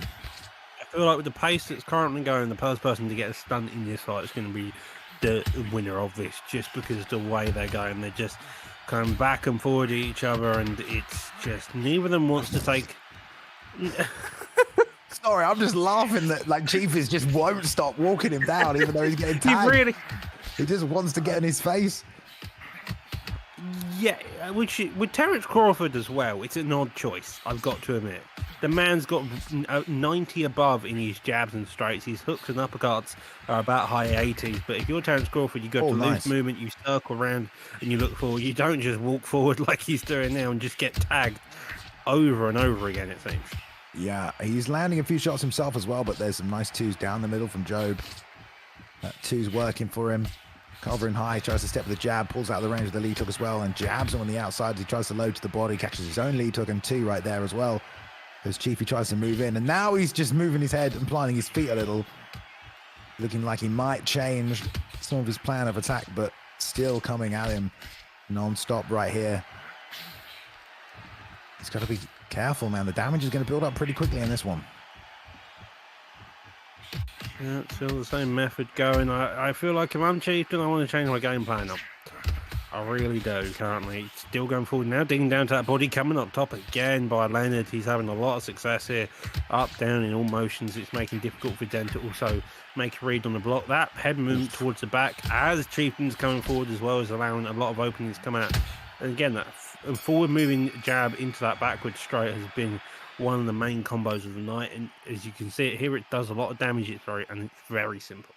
Yeah, it's just really tough here for Chief because like Job is playing this outside step back, you know, hands down low counter game, and it's very effective. It's very effective, but Chief is playing into it, you know, like 2 rounds now, you got 6 left. You can just stay on the outside yourself. You don't have to chase him. You can just try and do the same thing, try and mirror the strategy, but to continuously walk into it and not have success with it, I don't know if he's eventually going to break through. Look at him coming again straight at him. You know what I mean? I know he wants to fight on the inside, but if he's not able to do it right here, and if Job's just being really effective, it might be time to change things up. Well, he's trying to pin him in the corner as well, but with Chieftain, I think he needs to involve that rear hand a bit more because of what keeps happening is Leonard keeps circling out towards it because Chieftain's not throwing any shots to stop him from circling out, and that's causing massive issues here as well. He's having some success with cutting the ring. Ooh. However, if he's not throwing the right shots, it's just he's going to be able to find them open. Yeah, and the jab's really effective for Jobus here. It would be nice maybe to see Chief try and slip to the outside. There's a left hook, though. He did land something. The non-stop pressure gets through. So he does still have the power enough to rock him. That's a cracker of a left hook right there. And now he's going to take full advantage of this. Now cutting the cage as well, trying to stop him from circling out. And that's going to give him a boost of confidence, I'm sure. And now also sitting on the back foot a little bit, maybe feeling like he's won this round. Not going to start walking him down as much, changing the tide of this fight. He's trying to just get back into this fight. He's got stun. Chieftain managing to get that clear, but the issue is now is he's got to get another stun and look for a knockdown, because so far, again, as you've seen, majority of this fight, Len is doing the same thing, walking backwards, picking his shots when needed and making sure not to get hit. As I say that, though, a couple of counter stuns there coming out, and he gets hit again. Another rock. Love it right there. Loading on the power 2 as well. And Chief just trying to find a way through the block, now working the body as well. Nice stuff. As Job trying to stay out of it and keep moving backwards, firing these shots. I see some people in the chat aren't liking this Job style of moving backwards and firing shots, which is kind of hard to say something like that, I feel like, because this is how the matchup is going. Chief wants to pressure, Job wants to slide back. You can do either in boxing. You don't have to stand there and trade.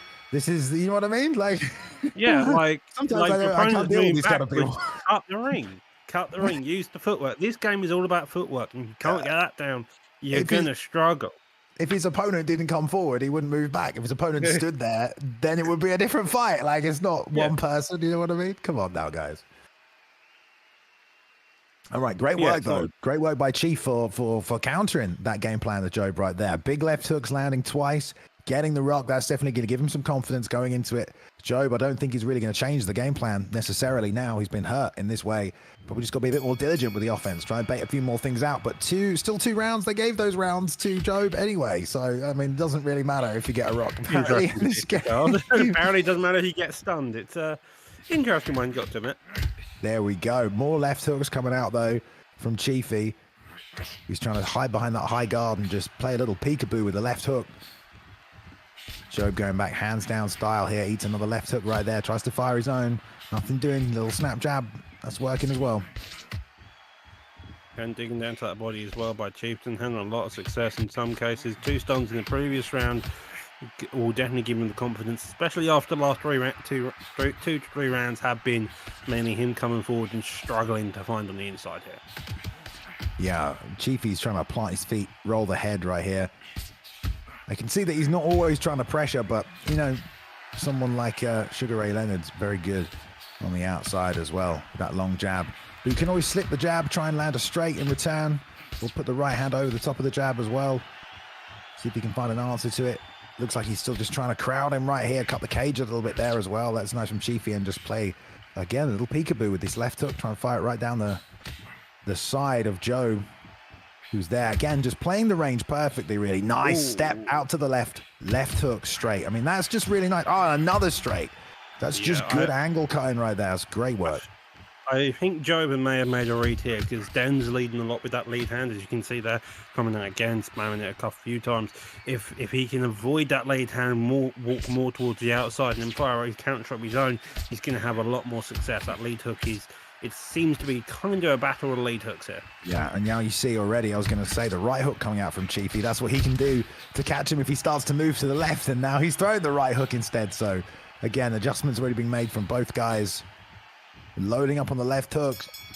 Well, it's kind of a close round there. Job finding his way back into the fight a little. Yeah, so here we are in between rounds. Definitely seems like Den's winning the fight purely based on the Suns. In terms of confidence, you also got to imagine it's going to help Den go that way. However, the judges score it towards Leonard, as well as the fact he seems to be the more overall active fighter in terms of using the footwork and coming backwards to then look for the big counters so far. Yeah, and the way he's loading up on that left hook when there's so much space in the ring, it's going to be real hard to just land the left hook to start with. You know, you can jab left hook. We'll see if Chiefy's just really looking for that one opportunity when the hooks land clean, you know, and most of the time they're just going to fall short because of the footwork of Job and the way he's sliding out. Again, steps to the inside and throws his own left hook. He's done a real good job with that. And he's rolling as well. He's rolling and loading that from the hips to get extra power on that too. There it is again. I mean, that is just real nice. He recognizes as soon as Chiefy steps forward, he's just sliding out to the side and dropping the hook. Damn, man. He's having real trouble dealing with this outside style of Job. He's having a lot of trouble and Job's having a lot of success. You've got to imagine if you're the judges' count right now, you'll be scoring to favour. We're not too sure. Judges are a bit all over the place, it feels like at points, but in terms from our view, it definitely looks like Job is having the more success, coming backwards, finding the counter shots where he can. The lead hooks again seem to be both stories here, but for the time being, it seems like it's Job. I would like to see, you know, Chiefy throw some straights, throw that straight right before the lead hook, you know, or rather than always trying to start a combination with the hook. He's just, sometimes it's just too slow. It's just not landing. Oh, lava lead hook to the body. And, yeah, Job's just quick on the trigger there as well. There's a right hand there that landed. Again, these lead hooks just nowhere near. I mean, obviously, Sugar Ray Leonard's got great footwork in this game. He's an outside fighter. He's going to peel back. It's part of the stylistic matchup that you've engaged in. But again, Crawford's really good too. Yeah, just Crawford, two different styles coming together here. Yeah, it's two different styles. Chieftain wants to use pressure. I have to admit, Crawford, I wouldn't assume he's typically a pressure boxer. I'm not going to lie, he's more used to using those long shots, the jabs, or straights. Even when you go more towards that loose stance, he's very much, you go round the ring with him, slowly finding shots. A bit like Tyson Fury, in fact. So it's interesting to see him used in this style instead. Leonard, on the other hand, that's a lot of damage I've just seen taken overall by him. So Chieftain's definitely landed, even if it seems like Job is the one doing more of the big counter shots there. Yeah, now leading with the jab a little more is Chiefy. That's at least going to push Joe. Sorry, yeah, it's at least going to push Joe back into a place where he wants him against the ropes, and then maybe can get those hooks going. You know, Joe's feet are planted, but it's only for split seconds when he's also firing. Just very hard to deal with. And those lead hooks are still coming. And the head movement on the outside. I mean, Job is very slick. He's real slick, dog. Yeah, that backwards moving straight as well. As soon as that straight's down, being fired down line, he's out of the pocket. He doesn't want to stick around because it's too risky, especially with how you've seen it on a couple rounds ago. I mean, this kind of style can frustrate you so easily as well, because it's just, are you trying to hit me? And I'm just going to step out and just crack you, you know? And Chief has just continually come forward nonstop in this one, trying to like fight fire with a fire extinguisher, I guess, and put out Joe. Yeah, just slips and slided his way around this. Yeah, on some stops and then some shots he's blocking and then countering down to the body, doing some damage there, or he's just not firing back at all. So it's difficult for Den to figure out what exactly is the best way to then counter off a counter by Joe. Yeah, and this is all part of, you know, boxing and the strategy of boxing is finding ways to stop your opponent's game plan. Just if they're moving backwards, and, you know, find a way to draw them into you. Don't commit to your offense fully. Fake your way in, jab your way in, bait them forward, try and block and then recounter, force him into a cage cutting scenario.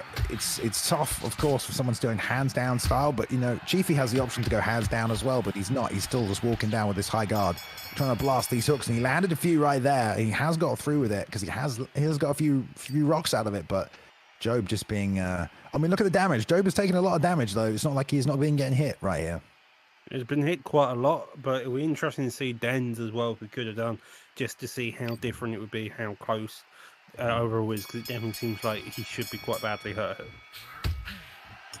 There we go, 58 to 56, so it's only a couple of rounds in it, but definitely he need these last 2 rounds here for Chiefy if he want to take this fight. Oof, trying to land the lead hook there, just unfortunate, didn't land. Yeah, Joe's definitely slowed down in pace. It has to be noted, though. Yeah. Lead hook lands there. That's nice. Timed that one really well. And I also feel like sometimes Chiefy's not really trying to time the hook. He's just walking forward and thinking, I'm in range, I'm going to throw it, rather than trying to time it with the movement of Job, which is obviously really hard to do. I mean, like, especially with the hands down Sugar Ray Leather Pig, but he's trying. Stiff jab again there, just touching and going. Nice lead hook to the body. There we go. They got him standing still for a couple of seconds. Landed a few shots there, did Chiefy. Now he's starting to move to his left. Now he's cutting the cage a little bit more as well. But again, this step out to the left-hand side lead hook landed right there for Job. He's been landing that all night. Jab, lead hook, straight, pulls out, lead hook, and again another lead hook. Just real slick stuff from Job. Yeah, Job's reading his opponent, knowing which way his opponent's going to move, and then just going the opposite way with a side step to then really get the angle on it, to then get back into the center of the ring. It's all about the space for Job. It seems he's finding space to walk into to then open up the rest of his shots, and that's what Den's struggling with so far as well. Lead hook straight doesn't land. Chiefy again just committing to these left hooks. Now the right hook lands there as well. He gets the win. I was going to say, he caught him moving to the side and drops him there to the body. And as much as Job has been moving away, he has been landing damage. You know, Chiefy has been landing these hooks, and that's just the difference. Talking about how much Job has been able to hit and evade, we saw in the last fight just against the Sugar Ray Robinson, Sugar Ray Leonard pick.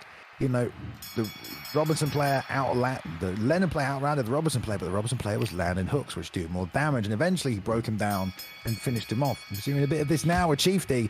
1 round left to do it, but he's definitely done more damage just by the nature of the shots he's been landing, the hooks, instead of all these jabs and straights that Job's been committed to, apart from that step out lead hook, which again is beautiful, and he landed it one more time there. Well, according to the predictor card, then that means they're even on rounds, because he got 2, because it was 2 rounds down. Now that 10-8 round will then 59-59, right? That should be the score right now, I would assume. Thereabouts. So these last few rounds are going to be the most crucial for Job here. He needs to make sure he wins them, or Chieftain wins them. But should be 9-9. Yeah, I mean, it should be 9-9. I think that we'll see. Whoever takes this last round. Chiefy's still stalking. Job again trying to load. Step up with the left hook. Lovely pull counter left hook right there as well. Again, frustrating him. Sliding away. Another lead hook. He's trying to jab. Shovel a little uppercut to the body, but it didn't land necessarily too clean there. Straight right as well.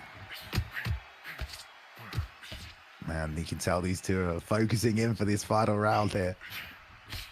Neither of them want to throw big, but both of them want to throw good shots and clean shots to win the round. Both of them using that more hook. They know it's that lovely duck there, but gets clipped on the following throw shot as well. Then just missing on his range. But again, it seems like Robinson's all about this backwards moving shots there. Double lead hooks right there as well. Lead hook came off the block and then an immediate return from Job. And that's the kind of stuff, you know, that you want to be doing. If your opponent throws and you block, you throw your counter immediately, then you get their little flashes, and that's what he's doing right there. Great little flash blocks. Answering those shots right there. They trade for the final 10 seconds. I mean, it could technically go either way. Job might get the nod here, but with the knockdown, there we go. Job gets the win officially here That's a real clash of styles, that matchup. Very entertaining fight. Both guys had success in their own way. Obviously, Job landed more powerful punches, got the knockdown, got some rocks. Wait, did I say that? Chiefy landed more powerful punches, got the knockdowns, got the rocks. Yeah, just one round in it. It came down to the final round. And yeah, all three judges gave Job that final round. So, wow, man, down to the final round. Down to the final round, indeed. That knockdown really helped secure Jeep in that closer fight. It was surprising how quickly most of that happened. It definitely looked like Job at the beginning, then Chieftains halfway through when he got those 2 stuns. And then, I mean, if he could have capitalized on those stuns, those 2 stuns he got during that round and got a knockdown, you may be looking at a different score. Winner here.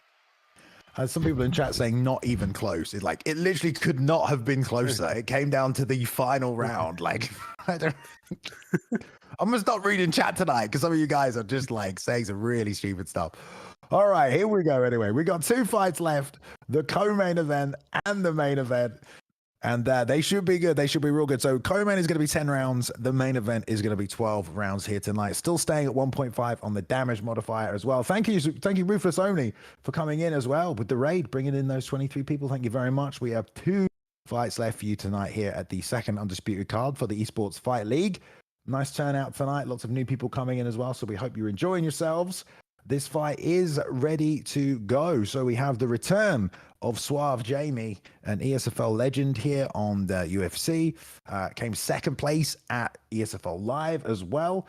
And yeah, we're coming on in here for the co-main event against Kenmore. So here we go. A sparring partner of Boiler, apparently. So that's what got him this spot here as well. Jamie's going to want to get a win this week after losing. So let's see who they pick, Doc. Yeah, looking in the middleweight division. I think that's Roy Jones, I want to say. I'm looking at the fight pick there. Oh, I think that is Roy Jones. A Roy Jones mirror match, perhaps? Is that what we're going to have? You know. A lot of the lead hooks, fantastic jab straights. You got to admit, in terms of the loose footwork movement when you press up on the D-pad, you have with Roy Jones, you do 25% increased damage. However, you also take 25% more damage. So I've got to use it carefully. There we go. All right, good to see. I'm just laughing at chat tonight. My goodness. All right. Let's see. Both guys might have the same game plan. Both might hang on the outside. One might be coming forward. They might both come forward. It's going to be a good fight to watch here. We haven't had a mirror match yet, I don't think, at any point. Roy Jones mirror match seems pretty interesting here as well. But we've got a lot of Sugar Ray, though. Yeah, we've got Suave Jamie, I believe, in the red corner and the Kenmore in the blue corner. So I guess we'll call them Kenmore. So here we go. Looks like Jamie wants to play the outside game right here. It's, yeah, Ken definitely also tentatively making his way in. So it looks like it should be a good clash of 2 patient fighters here, trying to set their strikes up. Oh, nice little uppercut coming through there. Whee. Lovely job there from both styles. You can really... It's a lot different to watch this fight than the others just because that signature type of boxing style of Roy Jones here. Hey, that was a lovely straight right over the top right there from Ken. As Jamie tried to jab his way on the inside, set something up. The 2 to the body doesn't land, came back with the right hand over the top, but nothing's there. And yeah, both guys have got a similar strategy right now. It looks like just taking their time to work their shots in, leading with the jab and trying to pick their way around their opponent's defense, but also trying to time themselves as well. Double shots to the body, but that got blocked nicely as well by Ken. Oof, that straight right of Roy Jones is a thing to see, I tell you. It definitely is. It's so long and just... It looks powerful even just without even using it yourself, but another one coming through, digs down to that body as well. That jab also coming back in retaliation. It's looking like Jamie doesn't want to move back. He's happy to stand in here about the middle range and just wing those shots, which are hitting. I say wing in the loosest definition of just how much power they're being thrown at him. Yeah, neither guy is really being the aggressor right now. Feet are being planted a little more from Ken, but no one is obviously just charging forward like the last fight there with Chiefy. So it's really going to be about baiting your opponent and trying to counter, or setting your offense in a way that you land clean around their own defense there. Yeah, you can see there, Jamie just firing that jab off a few times, just outside the range, getting the feel of it, and forcing Kimura into the pocket, and then he's finding his shots to land afterwards. All right, here we go.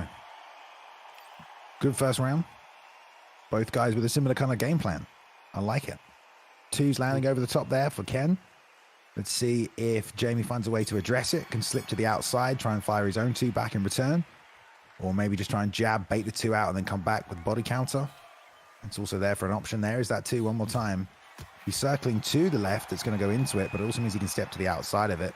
Now coming back to the inside. Snap jab there. Real fast, and the two behind it. Gotta love that from Ken. Lovely work there from Jamie. Steps in with a four-piece combination. Doesn't land the uppercut on the end, but the body shots really were nice. And now trying to loop the lead overhand in as well. Love it. The strategies are just changing up already. Oof. More towards the rope this time, so the middle of the ring. Although now starting to circle back that straight to the body with the lead hook as well. Ken firing back, but again, that lead hook by Jamie's clipping on the chin every time. Oh, he's rocked him! Gets it there, and now putting on this pressure. That was some suave Jamie stuff right there, man. Just touch, and then explode with a combination perfectly in range. Threw 3 lead hooks as part of it, but the damage accumulated. Oh, there's a big 2, though, that landed from Ken in return. You got to love that. Ken's trying to find his range. Looks like Jamie has, especially after he landed those straight hooks, getting that started. For Jamie, he's probably built up a lot of confidence now. He's been a bit tentative so far, but I'm expecting to kind of start to really explode now into this late part of the round. Ooh, tried to go for 1, 2, 3, missed it, but slipped to the inside of the straight, came back to the body with a liver shot, and there's another one there as well. Great work there by Jamie, coming on the inside of the offense of Ken, who was a bit more mobile in that first round, now kind of getting caught, planting his feet, and it's giving Jamie the opportunity to chain his combinations together. Oof. Stiff 2 right there, landed clean. Overreached a little on that one, tries to come back with the jab rear uppercut to the body. Oh, the snapping jab is so fast. That combo by Jamie, that jab, rear body hook into that lead hook, and then coming up to the top again, is what's really kind of allowing Jamie to have that speed as well. You can see him comboing very nicely, going top to bottom, and it's just giving Kenmore a bit of difficulty so far. Yes, indeed. Good work by Jamie, definitely putting the combinations together. Jabber uppercut there, trying to load on it. 3-piece on the hooks. I mean, Jamie's planting the feet. Ken just again trying to reach for that 2. There it is, 2 lead uppercut. That was real nice. Tried to come back with a second one there, but wasn't able to chain. Love the lead uppercut on Roy Jones, and now shuffling into it. He's landing a few of these shots there. It's a shame that uppercut didn't land for Jamie, but good job by Ken. Now leaning to the inside, getting that lead uppercut to work for him. Yep, seems so. Now getting that straight hooks, pullbacks, then digs down to the top and then up to the head again. Lead uppercut trying to counter jab, managing throw, but again, another uppercut, sneaky by Jamie, landing cleanly.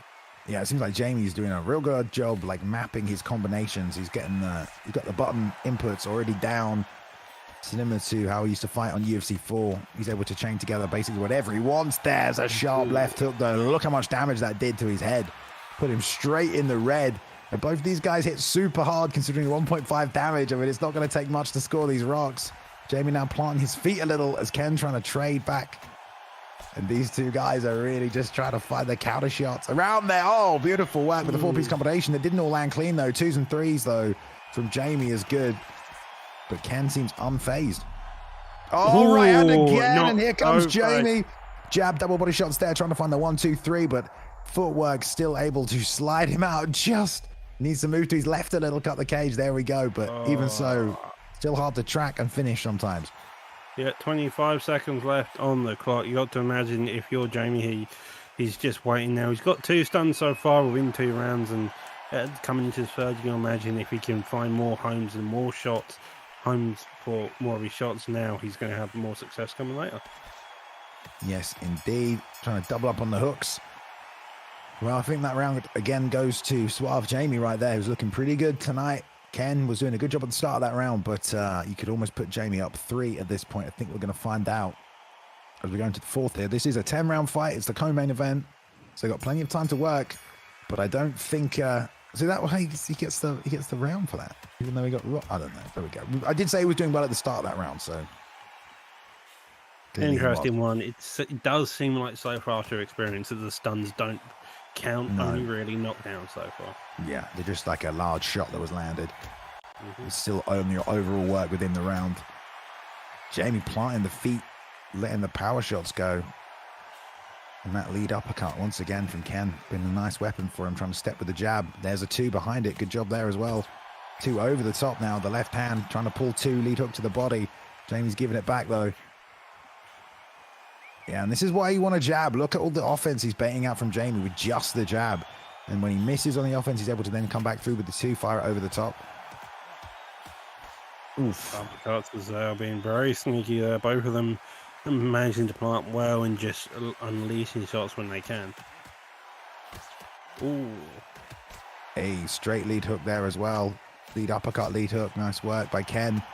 Jamie's gone a bit more stationary this round, and Ken's got a feel for it. There we go with the lead uppercut. Was going to say he's just left the feet trying to throw back.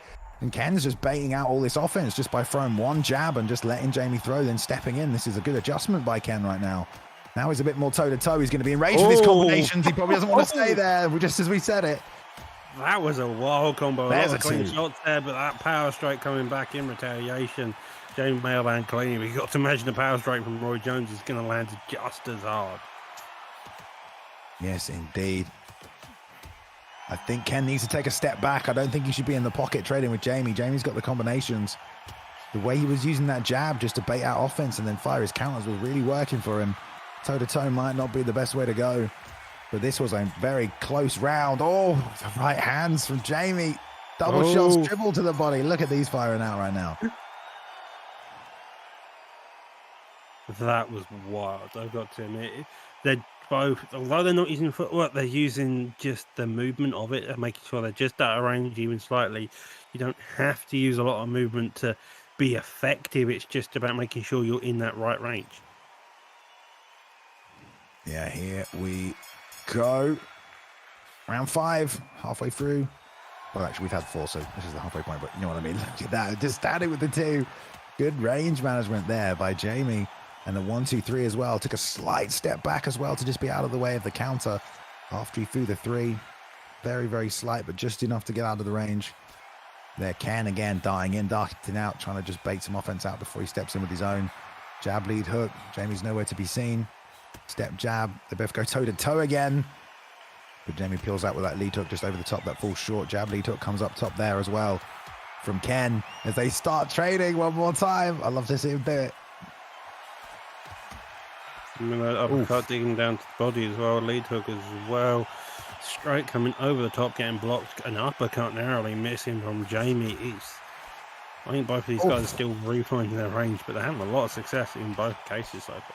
Yeah, whenever they go toe-to-toe, Jamie's letting the hands go. Look how much stamina he's got, though. Despite throwing a lot, there's a really well-timed 2 right down the middle, and more of that would be good from Ken if he can just time when Jamie's loading up on those shots, especially if he just sits right out of range there.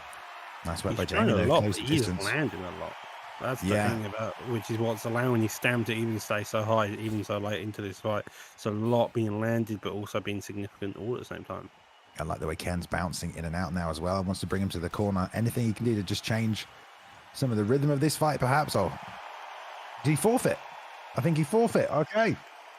Not sure why. I mean, you had that low ping. I say you had the low ping icon. Maybe it was disconnect. Hopefully we Maybe can it was a find out disconnect. Okay, from we're back. getting some noise, some stuff in the back. It may have been a bug even. That was that. I mean, It's I'm a just shame. It was a thinking good fight. gaming I mean, in the Jamie chat. was up says, 2 "Oh, rounds. We're going to get confirmation about what actually happened there and tell you what's going on. I don't think it was necessarily a forfeit. That was a glitch. Okay, well, they're going to reset the okay. fight. There we're going to go. Are we doing 10 rounds again? I think we might still be doing 10 rounds. I don't know. We'll be doing 10 rounds. It'd be nice. We're going We'll to see, restart it. He because we're quit. not I don't making think he this- quit. Don't you quit. Just Can a you game. imagine? It's an early access game. You get some weird bugs, including this one. It's the way You it goes. definitely do. Come on, like, yeah, it does happen there as well. Kenmore's 8-8 here on his ranked record, which is kind of interesting, given that he was doing fairly okay, much better when he was baiting all those shots out. I'm sorry, Well, from that, they've gone 5 rounds. They've got a feeling for each other's style. Maybe we'll see something else. Maybe we'll see a bit more footwork based, maybe a loose footwork and more circling around. As I think I've seen half the chat calling for. They're a bit antsy about it not being proper boxing, but it's a method and it works. And Roy Jones, as you can see, they're putting it to good use and it is effective. Someone in chat has said the server is down. Can you imagine? Oh no. That would put that would throw a spanner in the works right now. I don't know if That the would server is definitely throw a down. spanner in the works. Maybe Danny's just trolling up in here. One's got a hope. Well, these two have not tried to reconnect to each other yet. The percentages in that fight, they were both very, very close. Jamie had slightly outlanded him, but Jamie had thrown 208 hooks, whereas Ken had only thrown 87. You can definitely tell Jamie's in the hooks. Massive well as amount the of difference uppercuts as well. He did land quite a lot of them. Yeah, 83 straights coming out for Kenmore there. 15 to 13 body shots as well, definitely into the favour of Jamie. And only 4 power punches from Jamie. So we're talking about how his stamina was staying so high. Not throwing any power punches at all, really. Not using that power modifier. And it would also explain why he got so many stuns. No, not so many stuns. Why he could land so many shots. So we're doing a 6-round fight. Okay, so I guess those first couple of rounds. So they get 11 rounds total. So they get 1 extra round, just not win the same game. Yeah. So we aren't going all the way back to the start on this one. Apparently, someone said the servers have been down for 10 minutes, but looks like they are getting back in the lobby here. So I don't think it's too. Hopefully, our next sites also won't have this a similar issue. Yeah, they're in. They're matched up. So they're good. Fight is ready. Here we go. Let's go. Let's get going. I don't know what servers you're playing on. You know what I mean? Of course, we have these special ESFL servers that are open just for us and our athletes, our competitors. So there we go. It was a good fight, Games Johns. It was a good fight, wasn't it, mate? Never mind, eh? Right.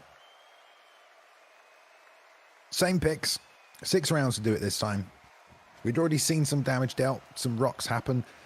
So let's see if it's a similar game plan from both men. They kind of went back and forth and who was being the aggressor in that one. Really just constantly adjusting to each other's styles, which is always fun to see, rather than, you know, one person constantly moving forward, the other person constantly moving backwards. Which you should do, because if your game plan isn't working, I would recommend you change it, but it's not always the case. Here we go, though. Straight back at it. Same corners again. Jamie in the red, as they do go straight toe-to-toe to get this thing started. Well, that's what you're going to be saying. That's what's done. That rear uppercut as well. I think Jamie's probably main tool, and the lead hook are 2 of the main tools here so far we've seen. For Kenmore, I feel like it's just figuring out another way. I think Ken would actually benefit from playing the more in-and-out style game. Yeah, so Ken has been shuffling in and out, just as you said. Doesn't normally bounce in, bounce out, instead of just that forward stick movement. But we'll see. He's trying to step jab, so it suggests he's trying to get on the inside, tries to put the 2 over the top right there. You just don't want to be anywhere near those Suave Jamie combinations, it feels like. Yeah, no, Jamie's got those combinations. Jesus, he comes out. As soon as he knows one punch is landed, he's following through with 2 or 3 straight afterwards. They land cleanly. Not many power shots because he doesn't. I think he's going more for volume than volume and speed over just pure power here as well. Yeah, and every time Ken is stepping in, he's throwing. He's not stepping in like looking to slip or with his hands up and then throw counters afterwards. He is stepping in, throwing. So Jamie's just trying to meet him every single time right here. Long 2 over the top does just miss. There's a step jab. Jabs on the outside. Rear uppercut. Nice timing right there. And Jamie throwed that right up the middle. That landed nice and clean. And that lead uppercut was working a little bit for Ken. Let's see if he can get that going. 1-2s to the body. Kind of half block there as well. I just feel like, I don't know, every 2 minutes, every 20 seconds, I'm like, just kick the leg, dude. Look at the legs. Just throw a leg kick. It's right there. Yeah, just making sure, just always out the way. Just, yeah. Ooh, long lead hook right there for Jamie. Catches him. Gives it back there again on the inside with these combinations. Suave Jamie flowing. Yep. So far, so good from both sides. Both of them sticking to a relatively similar game plan. I was kind of expecting a slight bit of change. They already had 5 rounds. They saw it. They started off cleanly, but it seems like Jamie's going back to the same game plan, using the plant in, and whilst Kenmore's playing that in and out game. Ooh, long 2 over the top from Ken. He's trying to find it. This is where Jamie's doing well, though. Whenever Ken plants his feet in front of him and stops moving, Jamie's just loading up on these combinations and landing all of them. I really like when Ken was jabbing and just baiting out the offense and getting it to miss, but now he's just getting tagged with every single piece of it. But yeah, he needs to kind of reset his game plan, I think, here, because he's just walking and just standing in front of Jamie and getting tagged. I think what's definitely is helping, though, is just the general guard. Roy Jones, it's a finisher, and that hand always being there on the body is saving the effort, having to always dig low, because the way Jamie's just throwing the uppercut to the body each time. 1, 2, 3 misses, and that's what I kind of feel like Ken needs to do. Bait those shots out and then come back in. Straight lead hook doesn't land. James trying to land that uppercut that he landed so clean. There's a nice 1-2, but comes back with a jab rear uppercut, left hook, and then another jab straight lead hook from Jamie, making it work for him non-stop every time. Oh, jab, rear, I think it was a rear hook to the body, then a lead uppercut. That was so nice right there. And then digs another lead uppercut to the body. Right hook to the body as well. Just around the guard. Jamie now flowing on the outside. Oh, pulled it. Oh, back doing bad at that here, but so far having been able to time his strikes as well. It leads into that rear uppercut as well. That rear uppercut has been money for Jamie. Another one lands there as well. I feel like we stuck a bit of power behind it. He could do some serious damage. Yeah, but you saw based on the stats of the last one, Jamie doesn't seem to be using the power modifier at all. Oh, that's a big right hook as well. Oh my God. Still thrown by the end of the bell. Can you believe it?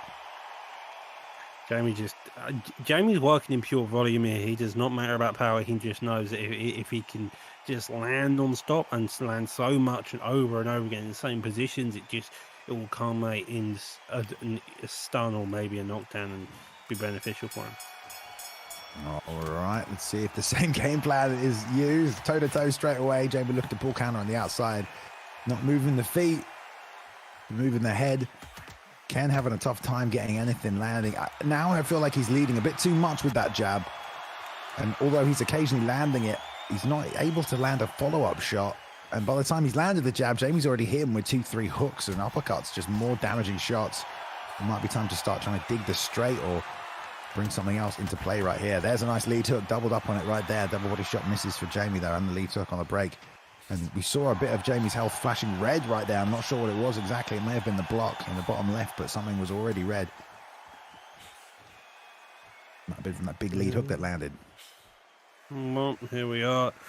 Jamie on the back foot again, looking to find some room to work in. Kenmore coming forward, but we're at this middle range again where Jamie likes to land all these big shots, moving straight, moving jab and straight back. The uppercuts now coming more into position, only just managing to stay out of his way, but these two are still just going at it. Yeah, the right hand of Ken is landing over the top occasionally, but it's just these combinations from Jamie. Right hook, left hook as well. There's another right hook, left hook. He only needs a little bit more to get a stun or a wobble right here. There's another right hook, left hook as well. May have been a straight that time, but Ken just planting the feet and eating everything there. There's a little too over the top. Ooh, slugging it out, these two. Uppercut, another long left there hook as well. Jesus. Impressive style from Jamie so far. He's not using more of the footwork, he's relying on his block, but then he's also relying a lot on his offense to really act as a defense, and it's just subtle but fantastic work, just because Kenmore is struggling to then find any shots to home because of the amount of volume Jamie's trying. Yeah, Kenmore now trying to jab outside, look for that lead uppercut, but tough matchup here. I mean, Jamie's showing why he's just great at these combat sports, esports games, able to just flow and find ways around your guard. And knows when to throw and knows when to exit. Up 2 rounds according to the predicted scorecards, but don't count Ken out yet. There's a nice step in 1-2, and there he got the offense to come out from Jamie, and then slid in afterwards, and that's much better. I feel like he needs to just stay just outside the range and then try and step in rather than leave his feet planted here and try and go 1-for-1 with Jamie, but he seems confident enough to do so. Jaws. Yeah, he's he's mental for doing it, but it's complete respect, to be honest. Ken's just standing there wanting to drive with Jamie. It's not, I don't think anybody would suggest it, but the fact he's doing it and feel comfortable enough is big damage there, though. That's put him right in the red zone with snap jabs and big lead hooks. Ken is landing these shots. Straight lead uppercut landed through the chaos there as well. Paul right-handed, he gets another one in there. Like we said, he's landing these shots amidst the chaos. Oh, the right hook and left hook didn't land. Good job by Jamie there, just moving back towards the center of the cage, giving himself the distance, and now giving it straight back to him. Yeah, it definitely seems like the lack of power on Royce Jones' punches by Jamie is being both a blessing and a curse. It's the fact he can land so many shots, but it's also he hasn't got a stun yet, and the amount of volume he's throwing, you've got to imagine how hurt the chin of Roy Jones could be right now. Yeah, we've seen it flash red a few times, made note of it a few times as well, and Ken able to take advantage of it fully in this round. Jamie might have to get a little bit more defensive. He's moving his feet a little bit more. Now trying to jab his way to the outside as well. Yeah, now these shots are missing, and this is fine for Jamie. He can wait. That beautiful pull counter straight right, and he just unloads as soon as he lands one. He just lets it go. Now using the ropes as well. End of the round. Impressive style from both opponents. Kenmore getting the stun in that round, but as we've been established multiple times, that does not matter to the judges. So with Jamie's output, maybe that goes to Jamie, but the stun, you never know, could lead it towards the judge. Who knows? Yeah, like you said, I don't think they really score the stuns particularly. It's just more about who landed the more damaging shots. And I do think Ken had a good round, a real good round. But Jamie also landed a bunch clean as well. There was a long two over the top that worked right there as well. Lead hand, wrap around the side, and step jab, lead hook to the body, and there's the two. Ken now waiting on the offense of Jamie rather than trading. What he's waiting on the offense and then trying to throw. Jab, let me wait. Or two, let me wait, and then go again. This is working out for him. Jamie's going to have to find a way to either throw in combination and stop him, or get out and then come back with his own. There's a nice pull too. That'll work for him. Lead hook to the body, lead hook to the head. The three misses to the head. But nice work from Jamie again there. Oh, the right hand over the top. Another cheeky pull counter. That's putting an orange there on the left side of his head. I think that is the shot Kenmore needs to find and use a bit more. It's just getting that pullback and then just a power straight over the top to get the stone. I think that's going to be the shot for Kenmore to try to get this fight won. Yeah, Jamie's offense seems to get all stifled right now, and the Kenmore is just wanting to plant and nail him with that too every single time. It's kind of shutting him down a little bit. Jamie's still landing though. Ooh. Oh, just out of range with all of it. Just out of range with all of it. And that's the thing. Oh, that hook wasn't out of range. Oh, there's the rock as well, though. Finally catches him one more time. Jab straight. It's bouncing off the block, trying to stay in there. Damn, Roy Jones's footwork while stunned is so good. It's so hard to chase down and finish. Yeah, it's also very difficult because typically when they're stunned, you want to dig down to that body because that opens up a lot more. But the issue is because that Philly guard shell is just so much more difficult to sneak shots through it. Nice work there, though, from Jamie. Seems to have found his flow a lot more. Moving, snapping, landing these shots. End of the round. Didn't realise you end around so much action's going on. It's difficult to tell when the round ends and when it begins. Looking focused in the corner. 71% to 100% stamina as well. I mean, look at the stamina management from Suave. Jamie was good at it in UFC 4. I mean, he's definitely carrying that over right now as we move into round 5, I believe, in this fight. There's the long two, though, over the top again from Kenmore. Oof. Lands his own. Lead uppercut, good counter. It's Jamie level changes right there. Big right hook. Well timed. Right as he stepped to his left. And he lands another one. That was great. Digging down to the body as well. Now pinned him against corner. A couple overhands doesn't seem to get it through. Kenmore trying to get that finish. Jamie on the back foot, pedaling backwards. Straight there gets involved again, and he's looking like he's happy to engage just after recovering. He's finding a timing with that big overhand right there off the right handers. Kenmore, especially as Jamie's circling to his left-hand side. There it is again. That's about the 4th or 5th time he's landed it this round. And another one. I don't think you can take much more of them. Jamie needs to stop circling to his left here and find a way around it. Obviously, that's the side the Philly shell's not protecting either, so that right hook is right there, or overhand, right over the top. Oh, nice work by Jamie going to the body. Ooh. Love to see some power shots out of Jamie. I think he's done a lot of damage overall with his overall shot count, but he just needs to get like that one big shot, and that could really start opening up some more opportunities. Rear uppercut, sliding up the middle. Kenmore.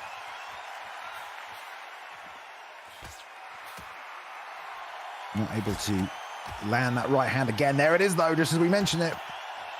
Ooh. 30 seconds left, dude. He is finding a home for this right hand over the top. Oh, nice pull straight right, though, from Jamie. Loads up on the hooks of the body, gets a pull counter in there himself, not able to land anything after it, though. Oh, stiff one, too. Lands his own. Left hook, rear uppercut, left hook. Tries to get out of the way.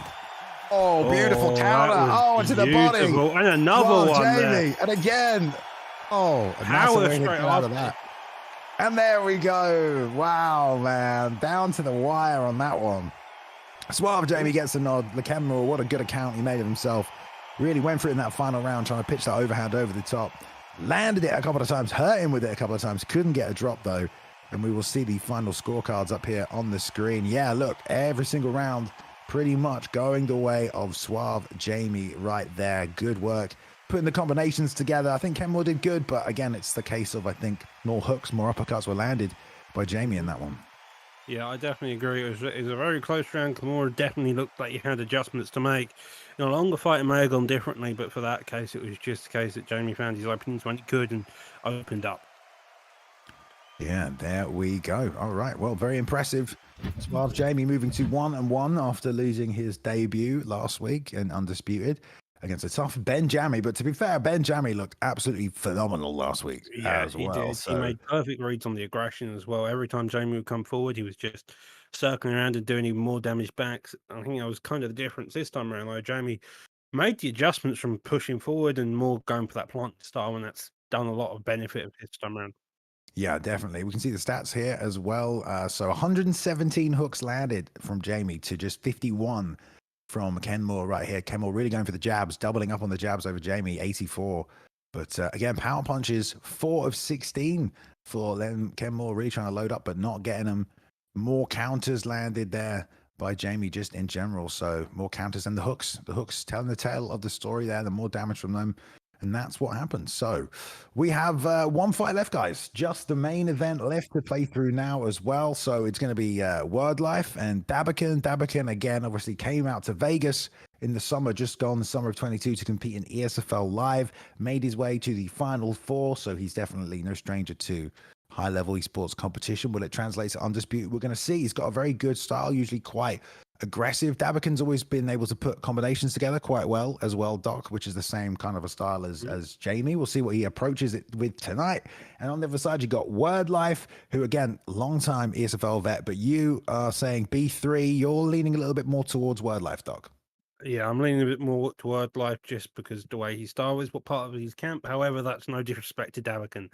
That man is a monster inside the cage, and I'm expecting just the same inside the ring. Oh, I like that. I was going to correct you, but you had it planned out. There we go. All right, well, these guys are ready to go. Final fight of the night here, guys. The main event here is ESFL Undisputed 2. 12 rounds will be the main event here tonight as well. And if either one of these men look good, we're going to start getting a little roster together of these top fighters on the game here. Welcome, everybody, if you're new here tonight as well. I hope you've enjoyed another ESFL Undisputed 2 card. Getting some esports together for the game already with some of our roster of esports fighters from the UFC 4 series and UFC 3, I suppose, as well, and UFC 2 as well, technically. But now we're on to boxing. The transition has been fun. 12 rounds, 1.5 on the damage once again. And I believe we've got Ryan Garcia versus, what's his face, that other bloke. Oh, we've got the countdown bug. Okay, for the first time tonight. I thought they fixed it. Well, they didn't fix it. Apparently they haven't. The time. I mean, look, it's not always easy to completely eradicate a bug, but there we go. Countdown bug happens one more time. I would say first time we had it the first we had it on the first fight last card, and now this time we had it on the final fight. Just Yes, seems like indeed. luck. Do we have I think performance of the night is probably still going to go to Days Maker with the Tyson with the Fury Tyson pick, right? Fury. Yeah, Yeah, has I to think be. so far. Fight of the night. Honestly, that fight we just had was a pretty good fight. Yeah. I'm not going to lie. Job Chief Den was a pretty good fight. You know, That two was a complete pretty good clashes in fight. style. Job just Mhm. trying to play on the outside. Chief just non-stop trying to march him down, walk him down. He rocked him a bunch as well. I don't think these guys have remade the lobby yet, which they need to do. I don't think they realize that the fight is not going to begin. So they've got to step out And and all do these that. But 3 if you guys seconds have of their life. suggestions for performance of the night so far here tonight as well. There we go. There we go. I got a knockout. You did get a knockout, Modern Man. That's very true. You did. Good job. Yep, digging down to that body over and over again turns out to be the winning style against Leonard. Yeah, continued offense there on that one. I do believe Days Maker, right? Days won every single round, which is Yeah, he did. every single round, which is I don't think anyone else has done tonight, taken every single round, which is pretty damn impressive. So heavy hands is going back. I like the sound of that. Yep, okay, looks like we're good. And the countdown has worked this time. So let's go. Lightweight for a main event here. Undisputed 2, ESFL Undisputed 2. What fighters to the pick? I didn't say. Did you say we have a Ryan Garcia Ryan pick? Garcia and is it Vamos? I can't remember his name. It's not We'll Vamos find because out. that's a word, but Linares, that's his name. There we go. No. Yeah, this is the matchup we saw in our last main event as well with Prioxis last weekend and Chronon. So well, not even last They did weekend was make that? a change to Garcia in one of the latest updates, didn't they? With his left hand, I want to say, to the body or something along those lines. Well, I feel like a lot of people have been using that left hand to the body because it's very, Yeah, they very have good been. right now. So there it is again. But Already let's seeing see it coming out. if WordLife can adjust it. So red corner, WordLife with the Linares pick. On the other side, Dabiken going Ryan Garcia in the blue corner. 12 rounds in for this one. Let's see how they work already. Linares here with WordLife going 2 to the body, 3 up top. Nice work as well. Reach advantage and speed advantages on Dabiken. Love the patience there to just let the offense flow, then step in, land his own shots. Yeah, Dabakin's playing the in and out game, working and seeing where it goes. WordLife more Nice. patient, opening up that body though, and that lead hook all there for days it seems for Dab. Love what Dabiken's doing right now. He's just really watching his opponent and waiting. He's not committing to any offense until he's seen what is going to happen. And you know, and sometimes the more patient man can win in these exchanges, but WordLife will make adjustments. That's what it's all about. So far, Dabiken landing some good combinations. Able to bait out the shots. There's a tight right hand over the top of the left hand there of WordLife. And again, just Dabby's just waiting. Just patiently waiting. Got confidence in his defense. Jab lead hook to the body, but WordLife fired back a counter hook there as well. Yep, slow and steady wins the race here. They've got 12 rounds. They don't need to put pressure on. The main issue is when you have this many rounds is making sure you stick to the same game plan. Like if you come at one game plan, you have to stick to it and make sure you follow it. Because if you diverge it for 1 second, you're going to bring up issues later down the line. I mean, that is true, but also at the same time, you've got to be able to adjust because your opponent is more than likely going to adjust to what you're doing. So we'll see here. Dabby just trying to hang just outside the reach of WordLife. Step jab, nice work. Right hand didn't land. And the left hook that came back from WordLife, that was good, but he did whiff the first 2 shots of it as well. Oh, double lead uppercuts to the body and the 2 on the break. And that is just nasty with Ryan Garcia, that shot. Real long, real dangerous, but there we go. The crowding from WordLife gets in his face at the end of the round. Yeah, end of the round, the crowding just nice, not making sure that it's just long enough where he can get his shots off, but not long enough where his opponents also start throwing back. Enter into the second round, already digging down to that body. Both of them wanting to wing hooks towards it as well. Lovely slip off there as well. Yeah, there's another digging shot to the body. Left hook check on the break as well. Now flipping the overhand. Dabby going toe-to-toe with WordLife now, content to do so. Jab 2, lead hook to the head. Beautiful work there by Dabby, but there's a nice rear uppercut from WordLife. Steps out to his right-hand side, fired up the middle. And now Dabby's not doing as much waiting as he was before. He's now trying to initiate and getting caught there to the body shot as a result. But they are trading. They are both landed. Oh, stiff 2. Came back with a 3-2 as well. Both guys are landing now. Yeah, both guys seem to work out. Landon Garcia, as you mentioned earlier, longer reach, but he's not using it as well. He's just coming on the inside and wanted to box with Word here so far. Indeed, indeed. That lead uppercut to the body. firing on that right-hand side. Returned. Oh, lovely rear uppercut. And then a nice digging straight. Working down low is WordLife right now. Step sliding in though is Dabby. Lead hook rolls underneath. Love the work there. And double body shot come back up top with the lead hook. Love to see the finish up there. WordLife rolling through. Showing his inside game is on point right now. Using the click of the left stick, I believe, as well to just get the dip, which is real nice. Don't really see many players using that. That was lovely to dip under those hooks. And that's exactly what you want to do on the inside to level change underneath those high hooks. And you can hit the body beautifully afterwards. Especially as the shorter fighter, it just enables him a bit better. He's able just to slip even more because he's so short. They glide underneath him, and he can find even bigger opens that you typically wouldn't do in taller fighters. Yeah, Dabakin using some power hooks right now early, but I was going to say, learning the tank, but still rocked him with a left hook to the body, another right straight up there, back up top of the lead hand, and an overhand that just misses, and a straight right that tags him. But that's at the end of the round, and that was a lot of damage landed by Dabakin. He got the adrenaline going, he just got the stun, and he just came forward, and Word had difficulty. He got pinned in the corner, but Dabakin just slowly controlling where the fight went, and he was able to unleash a mad combo towards the end of that round. Yes, indeed. Stiff straight right to set things off from WordLife right here, trying to stop the offense of Dabiken, who, has now gone into full toe-to-toe mode. No more hanging on the range. He's stepping inside of WordLife's range, even though he's playing Ryan Garcia. No fear from this man. Nice work, though. I love how WordLife doubles up on the same side here. Doc will go right hand to the body, then right hand to the head. It's working out for him. Yeah, it's doing a lovely job, but as you mentioned, Garcia is just, it doesn't matter about the range. He wants to be on the inside. He wants to be throwing. He's confident enough in it with his inside capabilities. I think he got that stun and got a bit of confidence, and now wants to get another one here. Yeah, lead up cut to the body into that right straight again. Dabakin's just jab straight in him in the face now as well. Making it work. 2-2 again there from WordLife. 2 into the jab as well. Great work. Hey, 4-piece combination up top. These guys are just trading now. Forget about the outside game completely. From even man, they're going toe-to-toe, embracing it. Nice double shot to the body. Rips, comes back up top, but there's a left-right hand again there from Dabakin. Lands another right hook over the top. WordLife, it's eating all of it, though. And still pushing forward with Linares. Right hand, left hook to the liver of his own there. And man, what a fight.